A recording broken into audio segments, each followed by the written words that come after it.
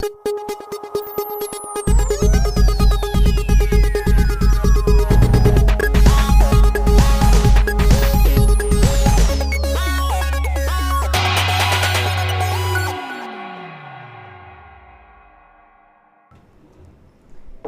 evening, ma'am. Jadi Northeast Window TV ki dialogue ta meeting ta biriba punang putaram nokchiri. Akhoi huzik chathariba irang Manipur thoiba irang sida akhoi tongan ma dimension ma'am huzik lai haiba tare. Akhoi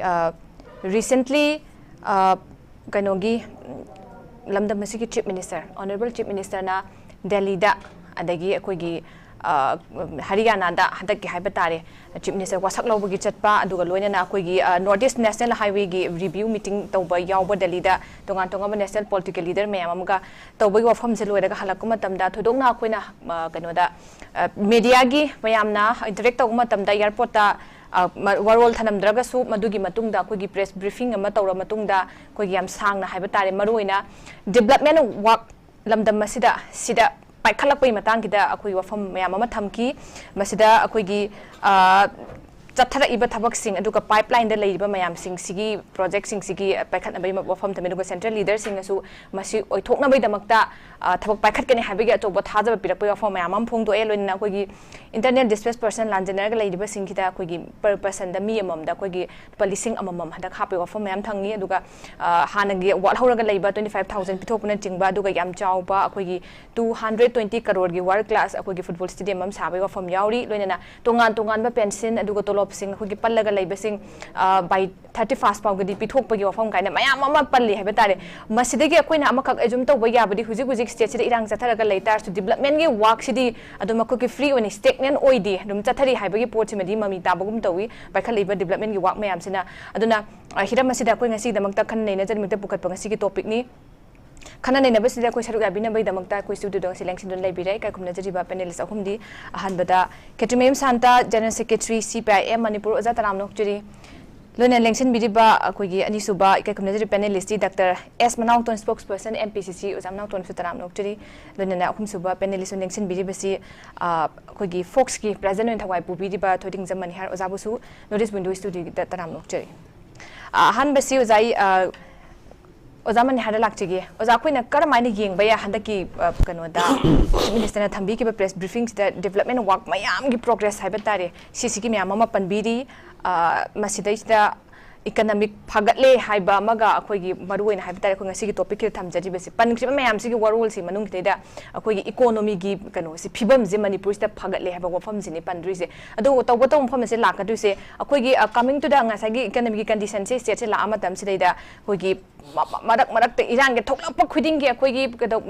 normal life ta suki mati akai be ki biba akhoi kaithen phamba yada ba kai ba karbar da entrepreneurship ta mayam kai ba loina na praja miyam da haiba tare akhoi gi civil people civilian mayam sida amuk awaba chai thek mayam am piba degi lanjener ga leiba nataba lanjener ba yawdo miyam mayam am da piba mayam am leidi poche gi maman hengalak pagi pot silak tabagi kogi mamangi kogi kano da so pauche sing habda local gi newspaper da so phong ki baka sum leibe se amak tang ai no tawjege pot se kayam yole hena hangna bai mahuta ngasi gi khulang khang kaurabra kaina ga hangna bai yamna economic setback ki condition setback se masi condition critical orak pagi matang ama kogi conflict sida thengna bai posidi adum masidi kanthokpa yarwe da ponen thamjage wafam masiga kogi chief minister na ga thambi dai ba mai press briefing ga thamgi bai economic fem se phagatle habe siga ani se ozai mi ena kamai thambi ning ani se tuni yengba yabra kamai thambi ning oja subla num puni yengba yai economic ki fem phagatle sidi as a leader num haibam thoi ko le bak si yang ware he ware ka dore har ga di koi ki pelo bandu government ma ora ka do mina dona phagala ani sidi num haibam tho bane na I logjege andon na handili da moi kana no ruba kanda package me am pirak lambi gi thongi tongan ba me ama legre andu lambi du so ya mana singda ma dum semagi ya mana yangum tawe na sum yeng bada tampak tu yaw ngani yawbadi no singda hena koi gi semaga koi gi ningai toriba singi thiamagi mong man bam so dum yawi do loina na ji phagale hai si yam chauba koi gi jenims ki bukta nahan noma ina sum mi khra sum unabada makoi gi staff hai batare doctor ro kare hanu no bakanda tolop se phangda ba se thamari manga sore na hai aduna tapa other department sing chu num phangda ba khota ba gi problem ji lei myam ma dum tai तारगदी नहान पीरब package तोलोपसी lobe पीथोकदे नत्र package नतब मागी तोलोप थू खतंगी तोंगान पीरक्परा है question लई मरम तोलोप फंगतबनी पैसा तोलोप employee पुथोरप पैसा मखोगी थागी salary फंगबसिंगदुना तौरकान मथंग मथंग post learner चाउथोरकान economy से फगदोनेब मखोना कनोनेब मखोना मरु हुनफमनेब थंगे सेना हारबदी कनोसे मखोगी तोलोप फंगबा हाइसे अदु से फंगदना अखोना लेबनी अदुना कैथेनदा कनो तौबसिमा इकोनॉमी फगले है मसीदी उरगा खोंगकान खांगने अदुदा आई थमगे मरमदी हौजिक लेरिबा सिचुएशन सिदा अखोगी तोलोप फंगदबा मयाम लेरी मयाम अवाबा मयाम लेरी दो नहान की पैकेज दुना अखोगी क्याम हेना हान लेरिबा पुथगरिबा अखोगी लेरिबा मयाम जी बैकअप तौबा ngамदोरिबा हाइबगी क्वेश्चन दो थमजगे अदुना मसीदी एमएलए मंत्री की निंगथौगी लैंग्वेज ने नहान थमगी कनो दुदि अखोई इकोनॉमिक फगले अनि मयाम वाबिरुनु गाइसे से मोटिवेट तौबनी मयाम दा आइगी वखलोंदा अदु नत्रगदी अखोई तोलोप से आदगे पिरक्तरे नो था तरुक फंगबदो फंगदबदो अमुका मथंगी थादसु फंगोइदोरी अदुना अखोई स्माइ तौनी हारगदी मयाम जी मोरल दाउ हिदन हेन मयाम जाजात की कनो लाकपि याय कायना खनबदगी अनु इकोनॉमी फगले का हाइबो ngane laweba to thai sengna ma'am की व्यू तो सीधे प्रैक्टिकली इम्प्लॉय लेरिबसिंग तोगान ba मसा मसा की थबक मपार तौरिबसिंग दुकान फमीबसिंग अमदा हंगक लोन खंग ngaktaneब अदुना मसिमा फगले हाइबसिमा मोइगी हाइजजनो दबु मैम की पब्लिक की ओइनदी हुजिकी इकोनॉमी से खम थेंग वाई हाइबसे सिगी दा वाफम सिदा तुम आई थाजई नाई थमजगे अदुना नि साइ कनोना सुरबा ना हाइगिबदो कैथेनदा ngasi bokta ngasi khage wanati hajik mamangi sahi dagi hauna अखोगी कैथेन शॉपकीपर मैम से लोन मखोई डाउन साइजिंग तौरकान दुकान फममगा अखोई टेक टेक तौरकान मसागी सेंथोक खरा लेनब तौरमसिंगसी दुकान पोट सिलक्तब दुकान से सुम ड्यू तासलकोना मरम ओरकान शॉपकीपर मैम गसी मथं मथं लौथोक्तना यामना पिकना मपून ओइना फमनरबने हौजिकसे दुकान से बाजार की मरोइना अखोगी मेन मार्केट लेरिबा मफमसिंगसे थोदोना फिरोन फजा फजा शोरूम मैम लई शोरूम द यालिबा पोसी लुपा सामान चनीना लेबा याबा नति मोर देन लिसिंग की मथक्ता ngakto एनी अखोगी नारोना पामनरिबा अहलोना पामनरिबा मखन मखन की दुकान सिंगसिदा फिरोन खंगदे अमा खंगदे खोमो खंगदे लेरिबा सिंगसिदा सिमा थंगरकांदा अमुक नुपी कैथेलमदा लागांदा जिक लेरिसी नुपीगी हजिकति चाकौबा मतमनिना अखोगी चाकौबगी फिरोनसी मैम तोगान मखन की योलंबा याय योलंबसी मखल अनि सुना थोंना येंबा याब्रन खले मरमदी हाना सिगी प्रोडक्ट सी खुदई खंगदे अमा खंगदे पुथोंबा अखोगी हजिकति लाइबक थिबदगी रिलीफ कैम्प लेरिबा मैम सीना मखोइना थबक सुबम नोमम लेतबनी सी पुथोरक्तबगी मरम ना ओरकांदा मार्केट पोट खरा मरांग काइदना फंगमजु याय अदुदगी हेना अमना नसागी तोगान पोसे याम तांगनजु याले मणिपुर की जायना सुम यंगबदा पोसे एमआरएफ नप्तबनीना अखोगी वांगई फी गायना हाइबा तोगान रानी फी गायना हाइबा फिगे ओइगरा अदुगी मखोगी थंबाले को ओइगरा अमा खंगदे योलबसिंगसी एनी वॉरेवर अपाम्बा रेट योनबसे सिमसु कोई इकोनॉमिक से फगली फत्रब्रा हाइबगी कनो ले अदुना मासिक सित्री से थांगै सेंना आइगी कनोदा आइगी वाखलोंदा चाकौबगी ओइना सितबा मा अदुगी मसागी इकोनॉमी से डाउन तौरपना सितबा मा अनि नेबा लेरिसे डाउन तौरपसिदी इरांग से तौगिबदगी सुबम नोमम लेदबा इकोनॉमी फेल होसलकपा अखोगी पैसा तानगदबसी पैसा तारक्तबा लानमी ओइना लेखिबा मैम की अदुगुमबा इरांगसिना मरम ओरकन मयम थादोग लेखिबसिना मरम ओरकांदा सिना पैसा लेतबना मरम ओरकांदा अखोगी पोसेसिन लेदबा अमा लेबा ngамदबा अमा दिगी अमना बाजार दा योलिबा नुपी अंगांगी पोट सिदा खतन खन्नरकांदा लेरिबा पोसी ममनसि बेरे हाई ओइबसि हो इना करा कुंबा तंगाई फदना लोहोंबगी दमक्तदी मोय लौरम बयाय अदुरतना चाकौबगी ओइनदी पोसी थुदोंना आई लेंगर रोइद्रन खल्लेबा मरमदि हाना लेखिबा मयुंगी लोहोंबदो उलोपा कदोबसिंगदना अदुम चटपदा अदुम थुदोंना कायरोइद्रन खल्ले अदुगिसु मतक्ता लेरिबा सेंटिमेंट हाइबा तारेको ममांगी जहिदी मयाम चाकौरोइसेना डिक्लेयर तौदना चाकौद्रिबनी चाकौदबसि अदुम हदकिदी तोगान बनान अखोइगी इमा मयाम पुलकांदा अमासु हाइगे अदुम चाकौबियो चाकौबदि चावना लौबिनु अकेमौ तौबिनु कमिटिशन तौबिनु हाइबा म लेग्रे अदु इबतारदि कमिटिशन हानदि चाकौबसि एकानो कमिटिशन नि कोगी ड्रेस सनादा लुपादा गारीदा करीदा लग्जरीदा चाबा थपगी थादो खरकांदा अदुना हौजिक लाइसिदि सेंटिमेंट अमा लेबा इमोशनल अमा लेबा लेरिबा क्राइसिस असिदा मयाम सिंगसि केना मौना चलकांदा अनौबा फिजंगा सेला चलकांदा मयामना करी हारकदगे के कायना खनबना मरम ओरकांदा मसि लगमदबसु याय ani thona yeng makanda paisa pai da bagi amaga aduga ngasai ki sigum basida masina maram or kan emotion sina natraga koi leriba situation sina maram or kan da koi learning am da bagi polama masu oiramba ya haina ai khanjai aduna si khatana te lakadori se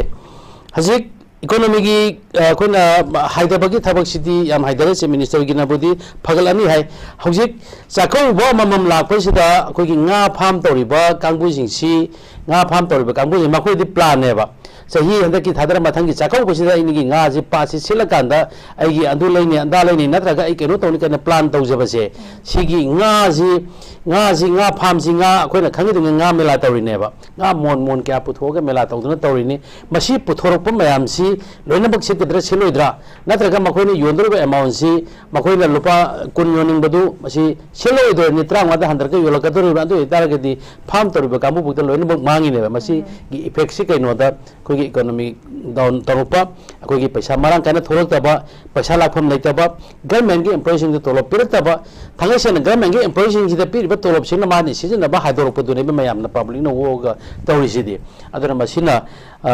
yamna chauba marama ma oi haina ai thamjage aduna hojik leriba economy gi crop se masidi dukan loan bagi thabak sidi mamangi sahi dagi adum lolabani ko hojik adum yengbiyo bazar da salga anira ahum lakta hanma koi gi pung tarama thoi baro amaga kanna koi gi peak hour sidang tang yengbiyo ba dukan jingsi loina bak ayamana kanamta sangdabani adum khara adum salaga adum leibani thangai sengna magi purpose amakaki ceremony gi purpose amakaki mana tangai phadaba aki ke kolik kumaleba adugi tunga tunga piron kumaleba masa masu leba sinatana aso showroom gumma kai dogo sidi aya mana sitre adura ninga sai kogi churbalana thamgi bedo kyam sili nawadi ai lak aduk sili lising aduk sili na hainira bodo hojikti ngasigi bu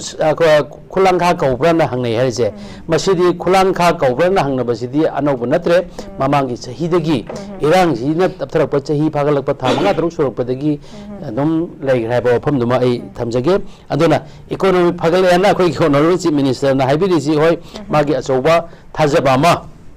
makoina koi gi india lega ka interest lebanina madugi thajaba ma leirambadi ya andubu hojik leiriba nahan tholpagi matung dagina hojik leiriba condition sidadi koi gi economy si thoidona phatte economy si awaba ma oiri sina maram orkanda manipur si tungi future da kamaina oigadagi haibase kari lakadagi haibase masigi akiba dum lai haibadum ai ahan round game thamjege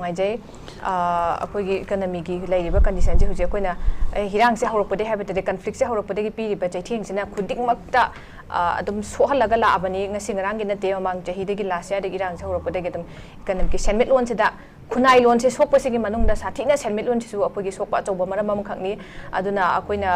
phagatle haide basibak loina no jan su thambi ki bedo tolop mayam ma pithokana leiriba mayam je huji by 31st book di pi gi ne je kadai de pesana pi durino masina kon development gi project ke thadra ka pesa du de gi adu de ge kon adjust tau duriba kamain tau durino ka haibna put mayam am su wahang mayam thoklei haiba ta yam ngai je ai ahan bagi round je ojam naw ton da bulak je oja kamai jing bi oja de kamai mo thambi ningi akoi hujik leiriba situation prevailing situation sidai economic se koi phagala hena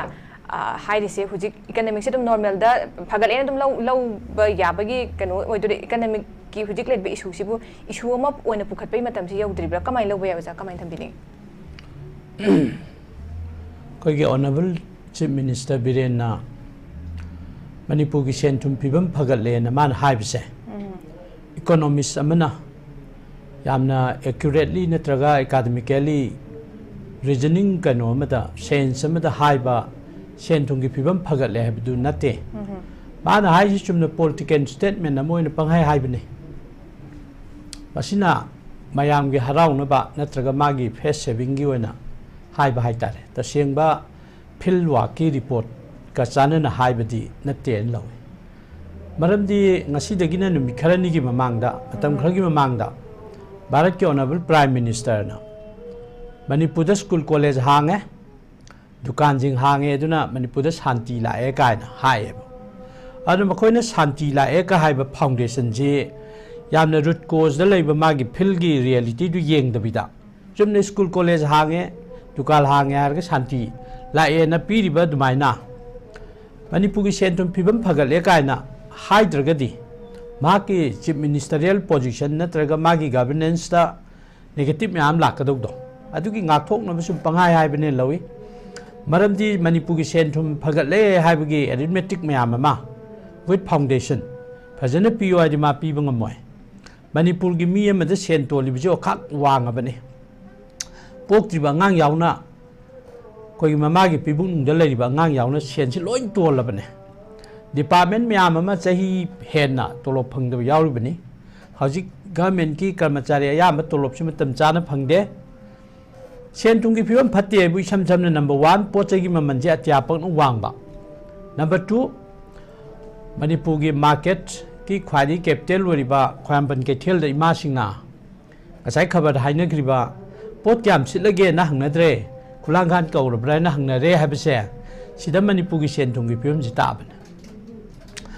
अदगी Bharat सरकार ना सेन म्या पिथरागा मणिपुर नुंगाय हंदोइनी कायना खोगी हाइबि यावरिसे याम कन नुंगाय नियम चा ओइदे आई कया सु Maasai the थाजबसु कया आई लेते करिगिनोदा ngasidagiना नुमित था मखाम की मांग खोई मणिपुर लैंग्वेज ना क्लासिकल स्टेटस फंगक्तबगी नोंग निनी के द्वाइद खबर फोंगनखिबदा मणिपुर की लोन चाउखनबगिदोंत सेंटर न करोड़ म्याम थादर ए अदुबु मई लेनब डिपार्टमेंट न खंगमद्रे सुमाइना तौबसी करिनो न खबर कन इनरिदो असोमदि सेन थादगी हाय सोमदन फंगदे नतर खंगदे हाय अदुरगदि पंगहाय द हायब्रा शोगी दंत पंगहाय द हायब्रा हाय से अखोगी पुनुंग फावे मरमदि लैंग्वेज चाउखनबगी करोड़ म्याम थादगिबदो डिपार्टमेंट ना अदुदा सिनगरे अदुगी ट्रांसलेशन वाक्ता लेरे अदुगी रिसर्च वाक्ता अदु थादरे हायरगदि यस सेंटर न पैसा पिरैसी मणिपुर की मियाम दा मरी लेनो डिपार्टमेंट पैसा जी फजन यूटिलाइज तौरी है कोई खंगेबा सुमाइना भारत सरकार सेन म्याम पिथरे जे अदुक मयाम की इरांग हौरिबा प्रजा सिंगी थमोइदको थेमजनिंगाई की हुजिके रिकन्सिलिएशन की पेरेड ओइबनिना नाकल अनिमगी मियोइसिंगदा खरा मबुक मराजी खरा इंधा तपथनबगी पॉलिटिकल गिमिक अमोइना तौब लैंग्वेज रायना सु खनबा यावे अदुगा अमना हंगिबो क्वेश्चन सेन पिथरे हाबसिदा यामी पाइनिंगाई ओइबमसु यावरियबा करिगुम्बा भारत सरकार ना मणिपुर से अकनबा नोंगले नुसित का मायोकनबा नोंग इसाव अनिरक नंगरे लंबी सोरक इसिंग थुमजनगिबदगी लंबी सोरक याम याद्रे लान मरम ओइदना दुकान थोंग लोले इंडस्ट्री मचा मचा सीरे थबक Shubham चाबम अमता लेनद्रे business centre तौनरिबा ma'am business की दंत मोरेदा चलम कांपोपिदा चुचामपो चलम म्याम से सब लेपखरबनिना मणिपुर की सेन थुम पूरा फिबम ताद्रे है खंबदगी इंडिया गवर्नमेंट तसेंग मणिपुर नुसीबदगी लेमना पीबीरक्परा अदुमाइना पीरक्पोरगदी वेल एंड गुड मणिपुर प्रजा म्यांगदमत खोय अफबनी नत्तदना हाइब सेनफम जे government of Manipur India government पुशन बोरमदी मधुगी मुक सिंगक नु हनमद सरकार जे रेंग रेंग पुथदना ngasi Manipur government India government की मायोक तो वांगांग ngमद्रिसे मसी नंबर 1 पॉलिटिकली विल खर सोनबा मसागी इंडिविजुअलिटी से खर सोनबा नंबर 2 सेंटर की सेन म्याम पुसनबदगी वांगांग ngमदबसिजु मरम ममनेबा अदुन हानदगी सेनजी तप ताई पुसनबगी मी खुदमक सेन तोनबगी मणिपुर गवर्नमेंट सेंट्रल गवर्नमेंट वांगांग ngमदबसे सिगी वीकनेस अमन लेरिंगसिना मुक्का हेन सेनजाव पुसनदना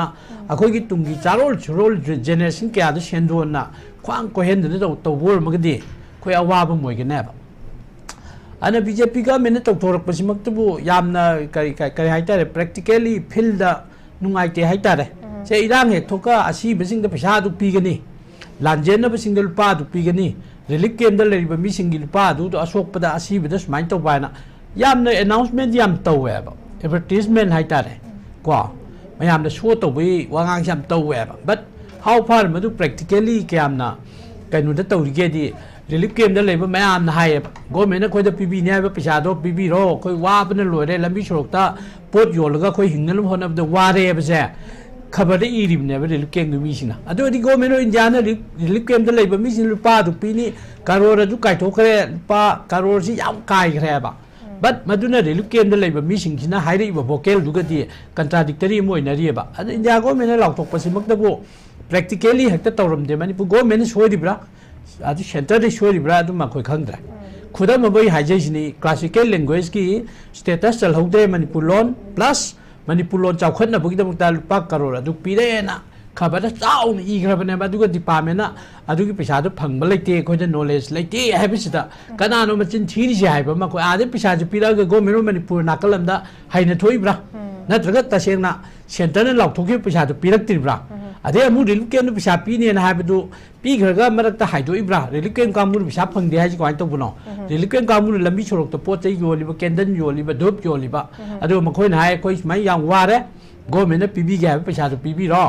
अखोइ लंबी छोरकता नुंजु नुंसा खाक्तना कोइ सुमाय तबुसे याम वारे हाइरिबसे तो कनाना चुमिनो हाइबा पोरम लाइ स्वाइदा इंडिया गवर्नमेंट मणिपुर की चावखतना बइदमता सेन म्याम पिथरे नत्रगा थादा दोरे काइसे अदु मणिपुर की म्याम पुनिंग जी खरा फाजननबा अदे हौरिबा इहौजे खजि खजि सुम तपथनबुइदमता हाइरिब्रा कायना खले लंबी थोंग सेमगनेदना पैसा काय कायना हाइबदु तसेन कायबिरागदि well and good Manipur government अखोइना हाइनिंगे हौजिकसे इपा इपुना हाइरमबा चानब लेते तखेलदांग हाइबा खोगी अरिबा वाहि अमा लेदनको मीसिंगजिना सुम लाइरबगी चांगि सुम हेलादि थांग पाइरे मागे हिंगनबगी सर्वाइवल क्वेश्चन दा अदु ngasidi मणिपुर की लाइरक खुलक खुदमत सेन खाइबगी चांगि साथेना वांखलेबा मी खुदमक से लान की मिंगसे पैसा खाइरे मदुना लानफम दे योबो योगदब कोइ खंगदे अदुरगदि मसी अखोइना हाइनिंगिबा पोती सुगामना सेन खाइबा लुट तौनरइबा बैंक लुट चंगिबा मिसी मिना थोइबा सेन गिदमत स्माइ तौरे खोले तौनरिबा मयाम पुनमकसे सेन जिन लेरक्तब दैनाबा मसे मणिपुर गवर्नमेंट की सेंटुंग पिबम फलक्तबननेबा ममांगी गवर्नमेंट दा सेंटेंस समतंग हाइजगे ममांगी गवर्नमेंट मणिपुर की सेंटुंग की फिबम फगतनबुइदमते इंटरनेशनल की एंटरप्रेन्योर्स मयाम अमा इन्वेस्टर मयाम कौदना संगाई फेस्टिवल का हौदोक्तना मतमगी श्री ओक्रम इबोबिना लुचिंगबा कांग्रेस की गवर्नमेंट लेरिंगदा पृथ्वी की मयाम दगी इन्वेस्टर जिंग कौरगा मिथ थहलगा मणिपुर साउखतनबा सेन थुम लौननबुइदमते संगाई फेस्टिवल का सिल लांगना तौबा याम नुंगाइबा कांगलुप मसें नुंसिनबसु पुरकपा मणिपुर की इकोनॉमी सु फजहनबा मणिपुर की ना खुलबा कल्चर सु पृथ्वी की मयाम द सक उत्पगी तंजागाजे हौजिक गवर्नमेंट सिंग प्लान तब गमद्रे संगाई फेस्टिवल तौदबा कोई चाही अमनी सुजले तो हतकसु कोई चीप लई अदुना सुमाइना प्रजा मियाम की वालिब खोलिब नंगल पाइनरबने मसिदा मणिपुर गवर्नमेंट नत्रग भारत की सरकार ना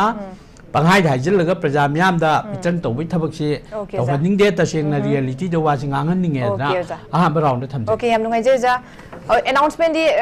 they have made many announcement before mamanga so announcement se mayam am law recipe ni sikpo ni hain tawbo pi debagi mayam am le do akhoi gi ngarang gi chief minister gi press briefing de su man hai bese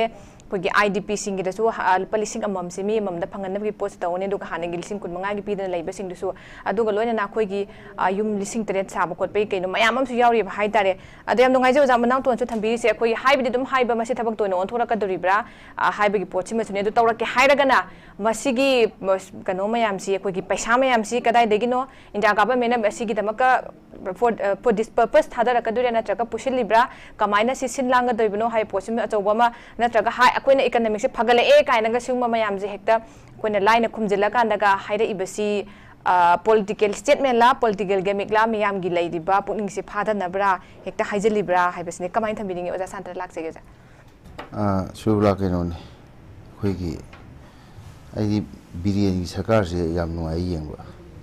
मयाम जु इता हराव बिनिंगे बा से हाना तोलोब तो चांग नाइना प्रेम दबइने बा ने पीनि हाइसि अदु कदो हराव दुनु तोलोब सु हनक सि पीनि हाइसि कुमै हराव दुनु बा सुमरा जमनाव तो हाना पिरक तबदि पीबा माले बसे अदुना सिगमा दे हौजि स्कीम वर्कर्स सिंगी पैसा जे मोय था कुनगी मेया पिथोक्तरले पैसा सेंटर लाइने मिसमैनेजमेंट तौरीबनेबा कना तौरीनो खंगदे सरकार जन तौरीनी अदगी अकोन सुमियन कांदा ngसाई सुब्रान हाइदो कइनोगी डेवलपमेंटल वर्क अममदि याम तौई हाइदो ग्रोथ अममगी कइनो जाय खोनी उरिदि से सिरिबो बिना तौरबा 2000 अखोगी 17 की ममांगदा तौरबा कइनो सिंगसे अखोगी बिल्डिंग सौयोग सालोइदि अखोई सेक्रेटरी नोंबोजे सालो कइनो तौ संगाजिदना से अदुना आइ सुंग अनौ कदाइदि लैनो सुं खनबदा सुंग माइजे ठिकादान सम सावेबा ठिकादि पनौ तौली पैसा पीदेना लास्ट ठिका तौबसु सावी तौदबसु सावी इमाबीसु सावी अदगी तोलो फंगबा मीसु सावी अदगी पेंशनरसु सावी माइ सरकार सावदो कना लैगे ꯃꯔꯝꯗꯤ ꯃꯁꯤ ꯃꯥꯏ ꯁꯔꯀꯥꯔ ꯊꯕꯛ ꯇꯧꯗꯦ ꯍꯥꯏꯕꯅꯦ ꯑꯩꯈꯣꯏꯅ ꯌꯦꯡꯗꯣꯏꯁꯦ ꯃꯁꯤ ꯀꯃꯥꯏꯅ ꯇꯧꯒꯦꯗ ꯑꯩꯈꯣꯏ ꯃꯅꯤꯄꯨꯔꯁꯦ ꯍꯦꯛꯇ ꯑꯩꯈꯣꯏꯅ ꯇꯣꯉꯥꯟꯅ ꯍꯦꯛꯇ ꯎꯕ ꯌꯥꯗꯦꯕ ꯚꯥꯔꯠꯀꯤ ꯃꯥꯏ ꯒ꯭ꯔꯣꯠ ꯔꯦꯠꯁꯦ ꯍꯥꯟꯅ ꯑꯩꯈꯣꯏꯒꯤ ꯃꯃꯥꯡꯒꯤ ꯀꯩꯅꯣ ꯐꯥꯎꯗ 8.2% ꯑꯣꯏꯔꯝꯃꯦꯕ ꯍꯧꯖꯤꯛꯁꯦ 6.7 ꯍꯟꯊꯔꯛꯏꯅꯦꯕ ꯒ꯭ꯔꯣꯠ ꯔꯦꯠꯁꯦ ꯚꯥꯔꯠ ꯄꯨꯝꯕꯒꯤ ꯒ꯭ꯔꯣꯠ ꯔꯦꯠꯁꯦ ꯍꯟꯊꯔꯀꯥꯟꯗ ꯃꯅꯤꯄꯨꯔꯅ ꯍꯦꯟꯕ ꯌꯥꯄꯣꯠꯇꯦꯕ ꯃꯅꯤꯄꯨꯔꯁꯤꯗꯤ ꯀꯃꯥꯏꯅ ꯇꯧꯒꯗꯒꯦꯗ ꯑꯩꯈꯣꯏꯒꯤ ꯂꯩꯔꯤꯕ GSTꯗꯒꯤ ꯀꯩꯗ ꯑꯃ ꯈꯣꯝꯃꯤ ꯈꯣꯠꯂꯤꯕ ꯑꯩꯈꯣꯏ ꯌꯦꯟꯅꯕꯒꯤ ꯑꯃ ꯊꯕꯛꯁꯦ ꯍꯟꯗꯛ 16 ꯐꯥꯏꯅꯥꯟꯁ ꯀꯃꯤꯁꯟꯒꯤ ꯃꯤꯁꯦ ꯅꯕꯦꯝꯕꯔꯒꯤ ꯇꯥꯡ 9 ꯐꯥꯎ ꯂꯥꯛꯀꯗꯣꯏ ꯃꯅꯤꯄꯨꯔꯗ ꯑꯩꯈꯣꯏ ꯕꯤꯏꯡ ꯑꯦ ꯔꯤꯄ꯭ꯔꯖꯦꯟꯇꯦꯇꯤꯚ ꯑꯣꯐ ꯗꯤ ꯑꯩꯈꯣꯏ ꯅꯦꯁꯅꯦꯜ ꯄꯣꯂꯤꯇꯤꯀꯦꯜ ꯄꯥꯔꯇꯤꯁ ꯔꯤꯀꯣꯒꯅꯥꯏꯖ ꯑꯗꯨꯒ ꯁ꯭ꯇꯦꯠ ꯔꯤꯀꯣꯒꯅꯥꯏꯖ ꯄꯥꯔꯇꯤꯁꯤꯡꯁꯦ ꯎꯅꯗꯧꯔꯤꯕ ꯇꯥꯡ 9 ꯐꯥꯏꯅꯥꯟꯁ ꯀꯃꯤꯁꯟꯁꯤꯗꯒꯤ ꯂꯥꯛꯀꯗꯣꯏ 16 ꯐꯥꯏꯅꯥꯟꯁ ꯑꯔꯨꯕꯅꯦꯕ ꯑꯗꯨꯗ ꯁ꯭ꯇꯦꯠ ꯁꯔꯀꯥꯔꯅ ꯀꯔꯤ ꯍꯥꯏꯗꯧꯔꯤꯅꯣꯕ ꯑꯗꯨꯗ ꯄꯩꯁꯥ ꯅꯤꯕꯗꯅꯦꯕ ꯑꯩꯈꯣꯏ ꯍꯧꯖꯤꯛ ꯑꯩꯈꯣꯏ ꯃꯅꯤꯄꯨꯔꯗ ꯂꯝꯕꯤꯗ ꯄꯩꯁꯥ ꯅꯤꯕ ꯃꯤ ꯑꯝꯇ ꯅꯨꯡꯁꯤꯅꯗ꯭ꯔꯕꯅꯤꯀꯣ ꯍꯥꯟꯅꯗꯤ ꯕꯦꯒꯔꯒꯁꯤ ꯌꯥꯝ ꯅꯨꯡꯁꯤꯔꯝꯃꯦꯕ ꯑꯩꯈꯣꯏꯅꯒ ꯇꯧꯗꯅ ꯈꯣꯠꯇꯅ ꯌꯥꯝ ꯅꯨꯡꯁꯤꯅ ꯃꯤꯅꯨꯡꯁꯤꯒ ꯂꯣꯏꯅ ꯄꯤꯔꯝꯃꯦꯕ ꯍꯧꯖꯤꯛꯇꯤ ꯕꯦꯒꯔꯁꯤ ꯅꯨꯡꯁꯤꯗ꯭ꯔꯦꯕ ꯃꯩꯇꯩꯁꯤ ꯃꯔꯝꯗꯤ ꯑꯩ ꯏꯁꯥꯒꯤ ꯄꯩꯁꯥ ꯄꯥꯏꯔꯛꯇꯅ ꯕꯦꯒꯔꯗ ꯀꯃꯥꯏꯅ ꯄꯤꯗꯧꯔꯤꯅꯣ ꯍꯥꯏꯅ ꯑꯗꯨꯅ ꯂꯝꯕꯤꯗꯒ ꯉꯁꯥꯏꯒꯤ ꯍꯧꯖꯤꯛꯀꯤ ꯑꯇꯩ ꯑꯇꯩꯗ ꯃꯇꯦꯡ ꯄꯥꯡꯉ ꯄꯩꯁꯥ ꯈꯥꯏꯔꯤꯕ ꯃꯌꯥꯝꯁꯤ ꯁꯔꯀꯥꯔꯅ ꯐꯖꯅ ꯃꯊꯧ ꯄꯥꯡꯊꯣꯛꯇꯕꯗꯩ ꯈꯥꯏꯔꯛꯏꯅꯦꯕ ꯀꯔꯤꯒꯤ ꯙꯨꯛ ꯌꯣꯟꯗꯣꯏꯅꯣꯕ ꯂꯝꯕꯤꯗ ꯑꯩꯈꯣꯏꯒꯤ IDPꯁꯤꯡꯅ ꯅꯠꯇ꯭ꯔꯥ ꯑꯗꯨꯅ ꯀꯔꯤꯒꯤꯗꯃꯛꯇ ꯃꯈꯣꯏꯅ ꯑꯩꯈꯣꯏꯒꯤ ꯀꯣꯟ ꯐꯦꯡꯅꯕ ꯀꯩꯅꯣꯗꯣ ꯌꯣꯟꯗꯣꯏꯅꯣꯕ ꯃꯈꯣꯏꯗ ꯊꯕꯛ ꯐꯖꯅ ꯇꯧꯍꯜꯂ ꯂꯣꯏꯔꯦ ꯑꯗꯨ ꯁꯔꯀꯥꯔꯅ ꯄꯨꯂꯞ ꯂꯩꯕꯤꯔ ꯂꯣꯏꯔꯦ ꯁꯔꯀꯥꯔꯅ ꯂꯥꯎꯊꯣꯛꯇ꯭ꯔꯅꯦ ꯑꯩꯈꯣꯏꯒꯤ ꯁꯤꯒꯨꯝꯕ ꯁꯤꯒꯨꯝꯕ ꯁꯥꯍꯜꯂꯅꯤ ꯈꯣꯠꯂꯅꯤ ꯁꯤ ꯁꯔꯀꯥꯔꯅ ꯄꯨꯂꯞ ꯂꯩꯔꯅꯤꯅ ꯂꯥꯎꯊꯣꯛꯄꯗꯅꯦꯕ ꯂꯥꯎꯊꯣꯛꯄꯁꯤꯗ ꯑꯁꯨꯛꯀꯤ ꯃꯇꯤꯛ ꯂꯥꯛꯑꯦꯕ ꯑꯩꯈꯣꯏꯒꯤ ꯀꯝꯃꯨꯅꯤꯁꯀꯤ ꯂꯨꯆꯤꯡꯕ ꯑꯃ ꯂꯩ ꯁ꯭ꯇꯦꯂꯤꯟ ꯍꯥꯏꯅ ꯃꯥꯅ ꯍꯥꯏꯔꯝꯃꯦ ꯍꯥꯎꯁ ꯇꯣꯞꯇꯒꯤ ꯂꯥꯎꯕꯁꯤꯃꯨꯛ ꯂꯥꯏꯕ ꯂꯩꯇꯦꯕ ꯊꯕꯛ ꯑꯣꯏꯅ ꯄꯥꯡꯊꯣꯛꯄꯗꯨꯅꯦ ꯂꯨꯔꯤꯗꯤ ꯍꯥꯎꯁ ꯇꯣꯞꯇꯒꯤꯗꯤ ꯁꯦ ꯑꯩꯈꯣꯏꯒꯤ ꯃꯅꯤꯍꯥꯔꯅ ꯁꯤꯁꯤ ꯇꯧꯔꯅꯤ ꯍꯦꯛꯇ ꯂꯥꯎꯊꯣꯛꯄ ꯌꯥꯏꯑꯕ ꯃꯥꯏ ꯄꯥꯏꯔꯒ ꯑꯃ ꯇꯧꯔ ꯍꯦꯛꯇ ꯂꯥꯎꯕ ꯌꯥꯏꯑꯕ ꯊꯕꯛ ꯑꯣꯟꯊꯣꯛꯄꯗꯨꯅꯦꯕ ꯂꯨꯔꯤꯁꯦ ꯑꯗꯨꯅ ꯑꯩꯈꯣꯏꯅ ꯎꯔꯤꯗꯤ ꯁꯤꯒꯤꯁꯦ ꯒ꯭ꯔꯣꯠ ꯔꯦꯠꯁꯨ ꯍꯟꯊꯔꯛꯄ ꯑꯗꯨꯒ ꯑꯟꯑꯦꯝꯄ꯭ꯂꯣꯏꯃꯦꯟꯁꯤꯁꯨ ꯃꯁꯤꯡ ꯌꯥꯝꯈꯠꯂꯛꯄ ꯍꯥꯟꯅꯗꯤ ꯑꯩꯈꯣꯏꯒꯤ 2024ꯒꯤ ꯃꯦ ꯐꯥꯎꯗ ꯑꯟꯑꯦꯝꯄ꯭ꯂꯣꯏꯃꯦꯟꯒꯤ ꯆꯥꯡꯁꯦ ꯚꯥꯔꯠ ꯄꯨꯝꯕꯒꯤ 7ꯗ ꯂꯩꯔꯝꯃꯦꯕ ꯍꯧꯖꯤꯛꯇꯤ 9.2 ꯀꯥꯈꯠꯂꯛꯏꯅꯦꯕ ꯍꯟꯗꯛ ꯁꯦꯞꯇꯦꯝꯕꯔ ꯂꯥꯛꯄ ꯍꯧꯖꯤꯛ ꯑꯃꯨꯛ ꯍꯦꯜꯂꯝꯃꯅꯤ ꯑꯗꯨꯅ ꯁꯤꯒꯤ ꯁꯨꯝ ꯍꯦꯟꯒꯠꯂꯛꯏꯕ ꯈꯣꯠꯂꯤꯕ ꯁꯤꯒꯤ ꯃꯔꯛꯁꯤꯗ ꯑꯃꯨꯛ ꯈ꯭ꯋꯥꯏꯗꯒꯤ ꯍꯦꯟꯅ ꯑꯦꯛꯁꯄ꯭ꯂꯣꯏꯠ ꯇꯧꯔꯤꯁꯦ ꯑꯩꯈꯣꯏꯒꯤ ꯅꯨꯄꯤ ꯑꯣꯏꯕꯤꯁꯤꯡꯁꯤꯅꯦꯕ ꯃꯈꯣꯏꯒꯤ ꯑꯟꯑꯦꯝꯄ꯭ꯂꯣꯏꯃꯦꯟ ꯆꯥꯡꯁꯦ 18.5ꯅꯦꯕ ꯆꯥꯝꯃꯗ ꯑꯗꯨꯅꯗꯤ ꯀꯗꯥꯏꯗꯒꯤ ꯐꯒꯠꯂꯛꯇꯣꯏꯅꯦꯕ ꯑꯗꯩ ꯑꯃꯅ ꯌꯦꯡꯁꯦꯕ ꯍꯧꯖꯤꯛ ꯄ꯭ꯔꯤꯊꯤꯕꯤꯁꯤꯗꯤ ꯀꯔꯤꯒꯨꯝꯕ ꯃꯇꯝꯗ ꯍꯧꯖꯤꯛꯇꯤ ꯄꯤꯛꯁꯜꯂꯕꯅꯦꯕ ꯀꯗꯥꯏꯗ ꯊꯥꯎꯒꯤ ꯃꯃꯜ ꯍꯦꯟꯒꯠꯇꯦ ꯂꯣꯏ ꯈꯪꯅꯔꯕꯅꯦꯕ ꯄ꯭ꯔꯤꯊꯤꯕꯤ ꯄꯨꯝꯕꯒꯤ ꯊꯥꯎꯒꯤ ꯃꯃꯜꯁꯦ ꯕꯦꯔꯦꯜꯗ $89.40 ꯄꯤꯔꯝꯕꯗꯒꯤ ꯕꯦꯔꯦꯜ ꯑꯃꯗ ꯍꯧꯖꯤꯛꯇꯤ ꯗꯣꯂꯔ ꯑꯃꯗ 73.59 ꯄꯤꯔꯛꯑꯕꯅꯦꯕ ꯗꯣꯂꯔꯁꯦ ꯍꯟꯊꯔꯛꯏꯅꯦꯕ ꯑꯗꯨ 18% ꯗ꯭ꯔꯣꯞ ꯇꯧꯔꯛꯏꯅꯦꯕ ꯄ꯭ꯔꯤꯊꯤꯕꯤ ꯄꯨꯝꯕꯒꯤ ꯊꯥꯎꯒꯤ ꯀꯩꯅꯣ ꯃꯃꯜꯁꯦ ꯑꯗꯨ ꯃꯅꯤꯄꯨꯔꯗ ꯚꯥꯔꯠꯇ ꯍꯟꯊꯔꯤꯕ꯭ꯔꯥ ꯂꯨꯔꯤꯗꯤ ꯑꯩꯈꯣꯏꯅ ꯈꯟꯅꯗꯧꯔꯤꯗꯤ ꯀꯩꯅꯣ ꯍꯥꯏꯕ ꯃꯇꯝꯗ ꯁꯤꯒꯨꯝꯕ ꯐꯤꯕꯝ ꯑꯁꯤꯗ ꯑꯩꯈꯣꯏ ꯀꯔꯝꯍꯥꯏꯅ ꯇꯧꯗꯅ ꯑꯩꯈꯣꯏꯒꯤ ꯚꯥꯔꯠ ꯁꯔꯀꯥꯔꯁꯤꯅ ꯃꯗꯨꯒꯤ ꯑꯩꯈꯣꯏꯒꯤ ꯃꯤꯍꯨꯠ ꯑꯃꯁꯨ ꯑꯣꯏꯔꯤꯕ ꯑꯩꯈꯣꯏ ꯁꯤꯔꯤ ꯕꯦꯔꯦꯟꯅ ꯑꯣꯅꯔꯦꯕꯜ CMꯁꯤꯅ ꯁꯤꯁꯦ ꯂꯥꯎꯊꯣꯛ ꯍꯦꯛꯇ ꯌꯥꯕ꯭ꯔꯥꯕ ꯗꯦꯕꯂꯞꯃꯦꯟ ꯁꯨꯡꯇꯧ ꯇꯧꯗꯦ ꯂꯝꯕꯤꯁꯦ ꯈ꯭ꯋꯥꯏꯗꯒꯤ ꯐꯠꯇꯕ ꯂꯝꯕꯤꯁꯦ ꯃꯅꯤꯄꯨꯔꯗ ꯁꯥꯡ ꯂꯩ ꯑꯃꯨꯛꯇ ꯆꯠꯄꯤꯌꯣꯕ ꯋꯥꯡꯈꯩ ꯅꯛꯈ꯭ꯔꯕ ꯑꯩꯈꯣꯏꯒꯤ ꯀꯣꯅꯨꯡ ꯌꯦꯡꯕ ꯃꯃꯥꯡꯒꯤꯁꯦ ꯆꯠꯄ ꯌꯥꯗ꯭ꯔꯦꯅꯦꯀꯣ ꯑꯁꯤꯗ ꯑꯗꯒꯤ ꯁꯤꯡꯖꯃꯩꯗ ꯑꯃꯨꯛꯇ ꯆꯠꯄꯤꯌꯣꯕ ꯑꯩꯈꯣꯏꯁꯦ ꯂꯝꯕꯤ ꯃꯆꯥꯗ ꯐꯥꯎꯔ ꯆꯠꯂꯦꯕ ꯃꯌꯤꯡꯕꯝ ꯂꯩꯀꯥꯏ ꯑꯃꯒꯤ ꯂꯩꯔꯤꯕ ꯑꯝꯇ ꯆꯠꯄ ꯌꯥꯗ꯭ꯔꯕꯅꯦꯕ ꯃꯅꯤꯍꯥꯔ ꯑꯗꯨꯅꯗꯤ ꯀꯗꯥꯏꯗ ꯗꯦꯕꯂꯞꯃꯦꯟ ꯇꯧꯔꯤꯅꯣ ꯑꯩꯈꯣꯏ ꯎꯏ ꯗꯦꯕꯂꯞꯃꯦꯟꯁꯦ ꯀꯗꯥꯏ ꯎꯏ ꯀꯪꯂꯥ ꯄꯥꯠꯀꯤ ꯃꯆꯤꯟ ꯁ꯭ꯋꯥꯏ ꯒꯕꯔꯅꯔꯒꯤ ꯆꯤꯝꯁꯦ ꯁ꯭ꯋꯥꯏꯗ ꯊꯥꯕ ꯑꯁꯤ ꯁꯨꯝ ꯊꯥꯒꯠꯂꯛꯇꯅ ꯑꯁꯤꯒꯨꯝꯕꯗ ꯁꯨꯝ ꯊꯥꯒꯠꯂꯛꯄꯁꯤꯅ ꯀꯃꯥꯏꯅ ꯇꯧꯒꯦꯗ ꯒꯕꯔꯅꯔꯒꯤ ꯃꯅꯨꯡꯁꯦ ꯏꯁꯤꯡ ꯊꯨꯝꯃꯦꯕ ꯍꯟꯗꯛ ꯅꯣꯡ ꯈꯤꯇꯪ ꯇꯥꯕꯗ ꯍꯤ ꯁꯤꯖꯤꯟꯅꯩꯌꯦꯕ ꯆꯤꯞ ꯃꯤꯅꯤꯁꯇꯔꯁꯨ ꯊꯨꯝꯃꯦꯕ ꯍꯧꯖꯤꯛ ꯑꯗꯨꯅꯗꯤ ꯃꯁꯥꯒꯤ ꯃꯌꯨꯝ ꯏꯪꯈꯣꯜꯐꯥꯎ ꯊꯨꯝꯃꯕꯅꯦꯕ ꯑꯩꯈꯣꯏ ꯆꯤꯞ ꯃꯤꯅꯤꯁꯇꯔꯅ ꯇꯧꯔꯤꯕ ꯃꯥꯏ ꯄꯣꯂꯤꯁꯤ ꯁꯣꯏꯔꯤꯁꯦ ꯑꯗꯨꯅ ꯑꯩꯈꯣꯏꯅ ꯌꯦꯡꯉꯀꯥꯟꯗ ꯁꯤꯒꯨꯝꯕꯁꯤꯗꯤ ꯁꯨꯝ ꯄꯪꯉꯥꯏꯗ ꯍꯥꯏꯕꯅꯤ ꯑꯩꯈꯣꯏꯒꯤ ꯔꯣꯗ ꯑꯦꯟ ꯕ꯭ꯔꯤꯖꯦꯁꯒꯁꯤ ꯂꯣꯏꯔꯦ ꯕ꯭ꯔꯤꯖꯀꯤ ꯀꯩꯅꯣꯁꯦ ꯃꯊꯛꯁꯤꯗ ꯑꯩꯈꯣꯏꯒꯤ ꯀꯔꯤ ꯍꯥꯏꯕ ꯇꯥꯔꯦ ꯑꯩꯈꯣꯏꯒꯤ ꯑꯃꯟꯕ ꯒꯥꯔꯤꯒꯤ ꯇ꯭ꯌꯨꯕꯀꯤ ꯀꯩꯅꯣꯁꯤꯗ ꯑꯩꯈꯣꯏꯒꯤ ꯇꯔꯥ ꯊꯣꯛꯄꯗꯣ ꯑꯗꯨꯃꯥꯏꯅ ꯊꯣꯡ ꯃꯊꯛꯇ ꯇꯔꯥ ꯊꯣꯛꯄ ꯌꯥꯝ ꯎꯔꯦꯅꯦ ꯃꯅꯤꯍꯥꯔ ꯎꯗ꯭ꯔꯅꯦ ꯑꯁꯤ ꯎꯔꯁꯤ ꯑꯗꯨ ꯀꯗꯥꯏꯗ ꯗꯦꯕꯂꯞꯃꯦꯟꯅꯣ ꯑꯩꯈꯣꯏꯅ ꯂꯩꯗꯣꯏꯁꯦ ꯕꯤꯜꯗꯤꯡ ꯍꯥꯏꯔꯣꯅꯦ ꯕꯤꯜꯗꯤꯡ ꯍꯦꯛꯇ ꯁꯔꯀꯥꯔꯒꯤ ꯕꯤꯜꯗꯤꯡꯁꯦ ꯑꯃꯇ ꯌꯦꯡꯕꯤꯌꯨ ꯍꯟꯗꯛꯀꯤ ꯁꯔꯀꯥꯔꯒꯤ ꯑꯩꯈꯣꯏꯒꯤ ꯂꯣꯏꯁꯪꯁꯤꯡꯁꯦ ꯍꯟꯗꯛꯀꯤ ꯂꯦꯟ ꯇꯥꯕꯗꯨꯗꯀꯣ ꯐꯅꯌꯥꯝ ꯐꯖꯅ ꯍꯣꯕꯅꯤ ꯑꯩꯈꯣꯏ ꯌꯨꯝꯗꯒꯤ ꯍꯦꯟꯅ ꯀꯗꯥꯏꯗ ꯗꯦꯕꯂꯞꯃꯦꯟꯅꯣ ꯑꯩꯈꯣꯏꯅ ꯍꯥꯏꯗꯧꯔꯤꯗꯤ ꯑꯗꯨꯅ ꯁꯤꯒꯨꯝꯕ ꯐꯤꯕꯝꯁꯤꯡ ꯑꯁꯦ ꯑꯩꯈꯣꯏꯅ ꯍꯥꯏꯅꯤꯡꯉꯤ ꯑꯩꯈꯣꯏꯅ ꯁꯨꯝ ꯇꯝꯃꯛꯄꯗ ꯀꯣꯜ ꯇꯨ ꯗ ꯃꯦꯟꯁ ꯐꯤꯜꯗꯣ ꯍꯥꯏꯗꯤ ꯀꯣꯏꯂꯥ ꯊꯣꯛꯐꯝꯗꯨꯗ ꯀꯣꯏꯂꯥꯁꯤ ꯁꯨꯝ ꯄꯨꯁꯟꯕ अदुनेब तौसिदी गसाई कंगला पाक की स्वाई की बीटी रोड की स्वाई द खर सेम असिजु बीटी रोड की चटप यादब याम यावरी केनो तो अदगी नंगी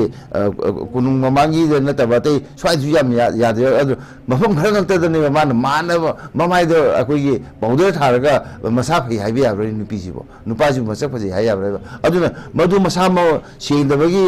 कैनोनी मान हाइदना आइदी आई ngasi खते मपानदगी लाक्सेबे आई मान लाक्थोपुरु ताई आई खरो माइसे मयाम से हराउरने तौसिने अखोगी तोलोबसे तांग कुना गी केनोसिदा पीनी हाइसे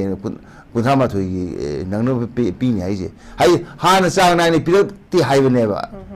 अदुदा चांग नाइने अमुतंग पिरगा मुसु मथंग थादि पिरोदु अखोइने कुमाय हराउदुइनोबा से नखोगी होजिगी चेनियल जिगी केनोसिदा चांग नाइने नोइदो तोलो पिरक्तदि नोइ मेकअप की कई ममन हेंजल ओइदुनि साउकदुइने तोलकदुइनेबा अदुगुमनेबा मान तौसि अदु हेक्ता मान लाथो हराउरने खनबा अदु तसेंगनबुदि माकी मरिकाइगी माकी मजातिगी माकी मफुरुकी माकी लोइनमसे हौइदि माकना सिमसे ओइदगी अखोइ सिधरबने यमु मखोइ खरा मान नमुक सिमसे ओइनि है अमन ओइनि मोइ मसि खनर लैरेबा अदुइ मौता कुमाय तौदना अखोइ हनकी